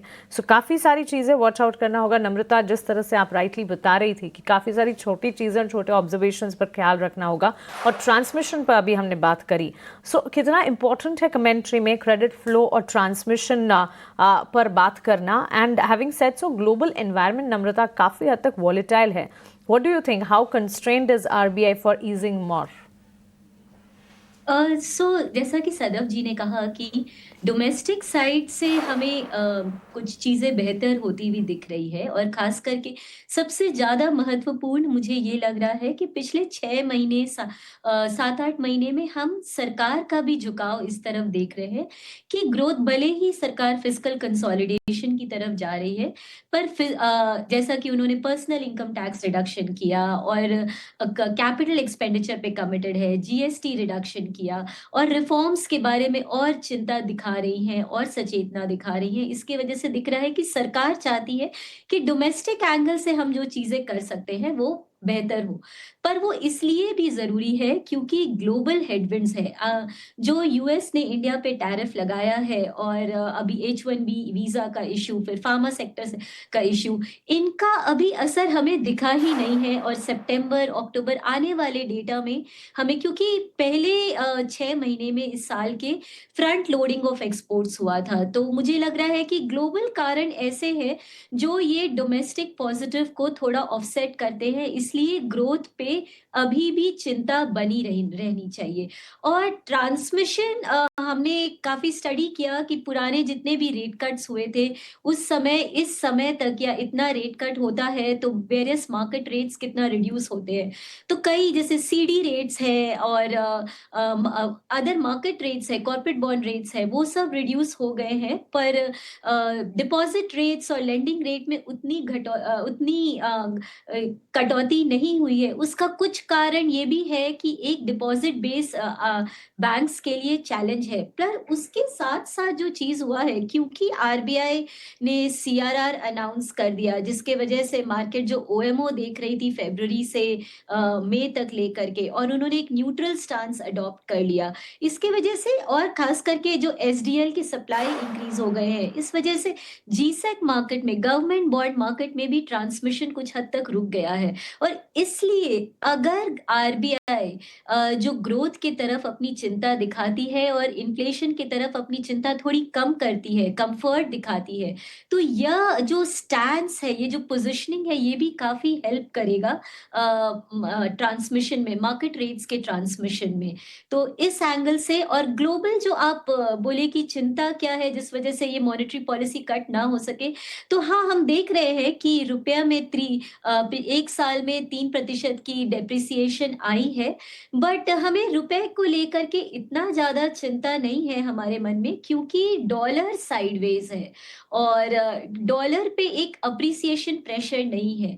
और अभी वैल्यूएशन के टर्म्स में भी देखिए, जो हम रियल इफेक्टिव एक्सचेंज रेट देखते हैं, तो रुपया थोड़ा चीप ही है। इसलिए हमें लगता है कि एक हर साल, मतलब पिछले 3 साल, 5 साल, 7 साल का ट्रेंड देखेंगे तो रुपया हर साल 3 से 4% डेप्रिशिएट करता है। हमें नहीं लगता कि इस साल उससे कुछ अलग होना चाहिए। जी, ठीक है, नम्रता जी का ये व्यू। मिस्टर बिसेन, आपसे ये जानना चाहेंगे कि देखिए, पिछले क्वार्टर की जो ग्रोथ आई 7.8%, वो तो अनुमान से ज़्यादा भी थी। फुल ईयर का जो ग्रोथ का गाइडेंस है वो 6.5% का है। हम देख रहे हैं कि अब ये टैरिफ को लेकर जो टेंशन है ना, ये ग्रोथ पर थोड़ा प्रभाव डालेगी, और अलग अलग एस्टिमेट्स आए थे कि 0.2 से 0.3% का असर आ सकता है। तो आपको नहीं लगता है कि अगर RBI के पास अगर गुंजाइश है रेट कट करने की और बाकी इंडिकेटर्स हमारे फेवर में हैं, इन्फ्लेशन अभी तक तो कंट्रोल में है, तो एक रेट कट दे देना चाहिए। और कई लोग तो उम्मीद करके चल भी रहे हैं कि नहीं 0.25% का सरप्राइज कट आ सकता है। कितनी संभावना आपको लग रही है? जी बिल्कुल गुंजाइश, जैसे मैंने बताया कि अगर हम इन्फ्लेशन के पॉइंट ऑफ व्यू से देखें तो बिल्कुल गुंजाइश है, और ग्रोथ पॉइंट ऑफ व्यू से भी देखें तो रियल ग्रोथ की आप बात कर रहे हैं 7.8 है, बट अगर आप नॉमिनल ग्रोथ देखें तो नॉमिनल ग्रोथ ऑल टाइम लो पे है। सो उस पॉइंट ऑफ व्यू से देखें तो ग्रोथ को सपोर्ट की ज़रूरत है अब इस टाइम पे। सो उस पॉइंट ऑफ व्यू से डेफिनेटली स्कोप तो बनता है, लेकिन ग्लोबल अनसर्टेनिटीज की वजह से आरबीआई को शायद अपने पास एक रेट कट का स्कोप हमेशा रखना पड़ेगा। और सिर्फ रेट कट से ही काम नहीं चलेगा, अगर आप लिक्विडिटी को थोड़ा सा ईज करके रखें, जो VRRR ऑप्शंस आप करके लिक्विडिटी को ड्रेन आउट कर लेते हैं, वो आप थोड़ा सा ईज करके रखें, लिक्विडिटी को रिलीज कर दें, तो शायद इकोनॉमी के लिए काफ़ी, इकोनॉमी और मार्केट्स के लिए, ट्रांसमिशन के लिए काफ़ी बेनिफिशियल रहेगा। सो उस पॉइंट ऑफ व्यू से हमारे पास लीवर्स हैं जो हम यूज़ करके इकोनॉमी और मार्केट दोनों को सपोर्ट कर सकते हैं। अगर हम सिर्फ रेट कट करें और लिक्विडिटी को रिस्ट्रिक्टिव रखें तो उतना इफेक्ट नहीं आता है, जो कि हमने पिछले 50 बेसिस पॉइंट रेट कट में देखा। 50 बेसिस पॉइंट रेट कट तो हुआ, लेकिन जो फाइनेंशियल कंडीशंस हैं बाजार की, वो पहले की कंपैरिजन में काफ़ी टाइट हो गई। सो उसकी वजह से जो इफेक्ट आना चाहिए था इकोनॉमी में, तो सीधा पास थ्रू मिला, लोगों को ब्याज दरें सस्ती हुई, बट जो बाजार में ट्रांसमिशन होना चाहिए वो नहीं हो पाया। सो उसकी वजह से थोड़ा सा रिस्ट्रिक्टिव है, बैंकों को भी थोड़ी तकलीफ है, जितना पास ऑन करना चाहिए वो उनकी जो कैपेसिटी है वो लिमिटेड हो जाएगी पास ऑन करने के लिए। तो आरबीआई को लिक्विडिटी के पॉइंट ऑफ व्यू से सोचना चाहिए, और अगर रेट कट देंगे तो बट नेचुरल है, it will be a bonus surprise, but as if now expectation तो मुश्किल है। लेकिन अगर आप प्रोबेबिलिटी के टर्म्स में पूछेंगे तो शायद मैं कहूँगा कि 50% चांस है कि आरबीआई रेट कट दे सकती है। बिल्कुल 50% चांस है। उम्मीद हमेशा रखते हैं कि रेट कट हो अगर गुंजाइश बनती है तो, हालांकि संभावना थोड़ी सी कम है। 50-50 देखते हैं कि आरबीआई गवर्नर की सोच क्या होती है। अगर वो सरकार की सोच से अलाइंड हुई कि नहीं त्योहारी सीजन चल रहा है, कंज्यूमर्स को राहत देनी चाहिए, तब तो फिर एक रेट कट आप मान के चलिए 0.25% का आ सकता है। लेकिन कुछ कुछ फैक्टर्स हैं, मुझे लगता है कि आरबीआई थोड़ा वेट करना अभी चाहेगा, देखना चाहेगा कि अमेरिका के टैरिफ का क्या इम्पैक्ट आता है, जियो पोलिटिकल सिचुएशंस यहाँ से किस तरह से टर्न होती हैं, रुपया अप्रिशिएट होना शुरू होता है नहीं होता है, सुधरता है या नहीं सुधरता है, ये चीज़ देखना चाहेंगे। लेकिन एक और एक्सपर्ट को जोड़ लेते हैं, हमारे साथ जुड़ गए हैं म्यूचुअल फंड इंडस्ट्री के पूर्व दिग्गज और market expert Sunil Subramaniam. Sunil sir, बहुत शुक्रिया आपका समय देने के लिए, स्वागत है आपका 18 आवर्स स्वदेश पर। अभी हम अभिषेक जी से बातचीत कर रहे थे, उनका ये कहना था कि लिक्विडिटी को बढ़ाने पर कोशिश करनी चाहिए आरबीआई को। हालांकि हमने देखा था कि जून की पॉलिसी में सीआरआर में उन्होंने 1% की कटौती की थी, फेज्ड मैनर में ये किया जाना था, ये चलेगा नवंबर तक, और उससे 2.5 लाख करोड़ रुपए की लिक्विडिटी आने की उम्मीद थी। तो ये सरकार कोशिश तो कर रही है, आप क्या उम्मीद करके चल रहे हैं कि जीएसटी रिडक्शन का फायदा तो और ज्यादा बढ़ जाएगा जब आरबीआई एक बार रेट थोड़ा सा और घटा दे? कितनी गुंजाइश आपको लग रही है रेट कट होने की, संभावना क्या दिख रही है? देखिए, मैं ओवरऑल मार्केट की ओपिनियन है कि रेट कट नहीं होगा, मगर मेरा मानना है कि आरबीआई गवर्नर ने एक प्रोएक्टिव अप्रोच दिखाया पहले ही, क्योंकि 50 बेसिस पॉइंट्स रेट कट और सीआरआर कट मार्केट ने एंटिसिपेट नहीं किया था, उन्होंने बिफोर द टाइम एक्ट किया था।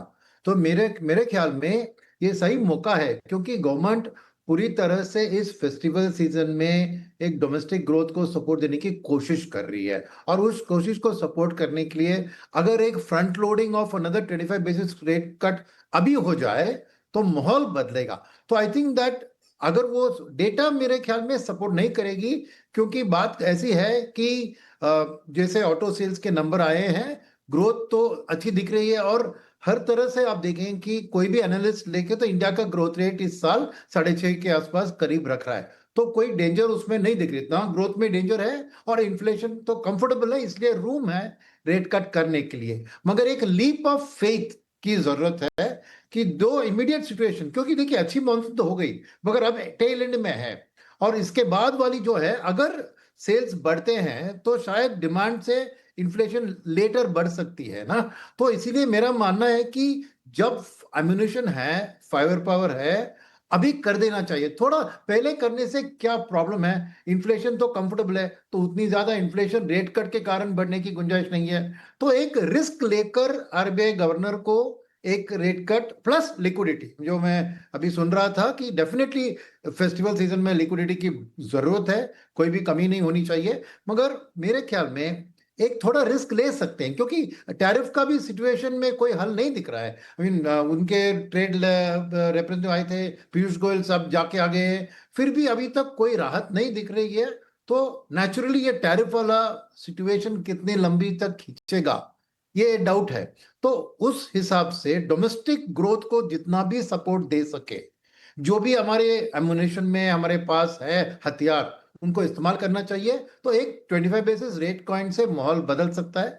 तो मेरी उम्मीद है कि हो जाए, जो जनरली मार्केट कंसेंसस में ये उम्मीद नहीं है, और अगर प्योर डेटा से जाए तो ऐसा जरूरत नहीं पड़ेगी।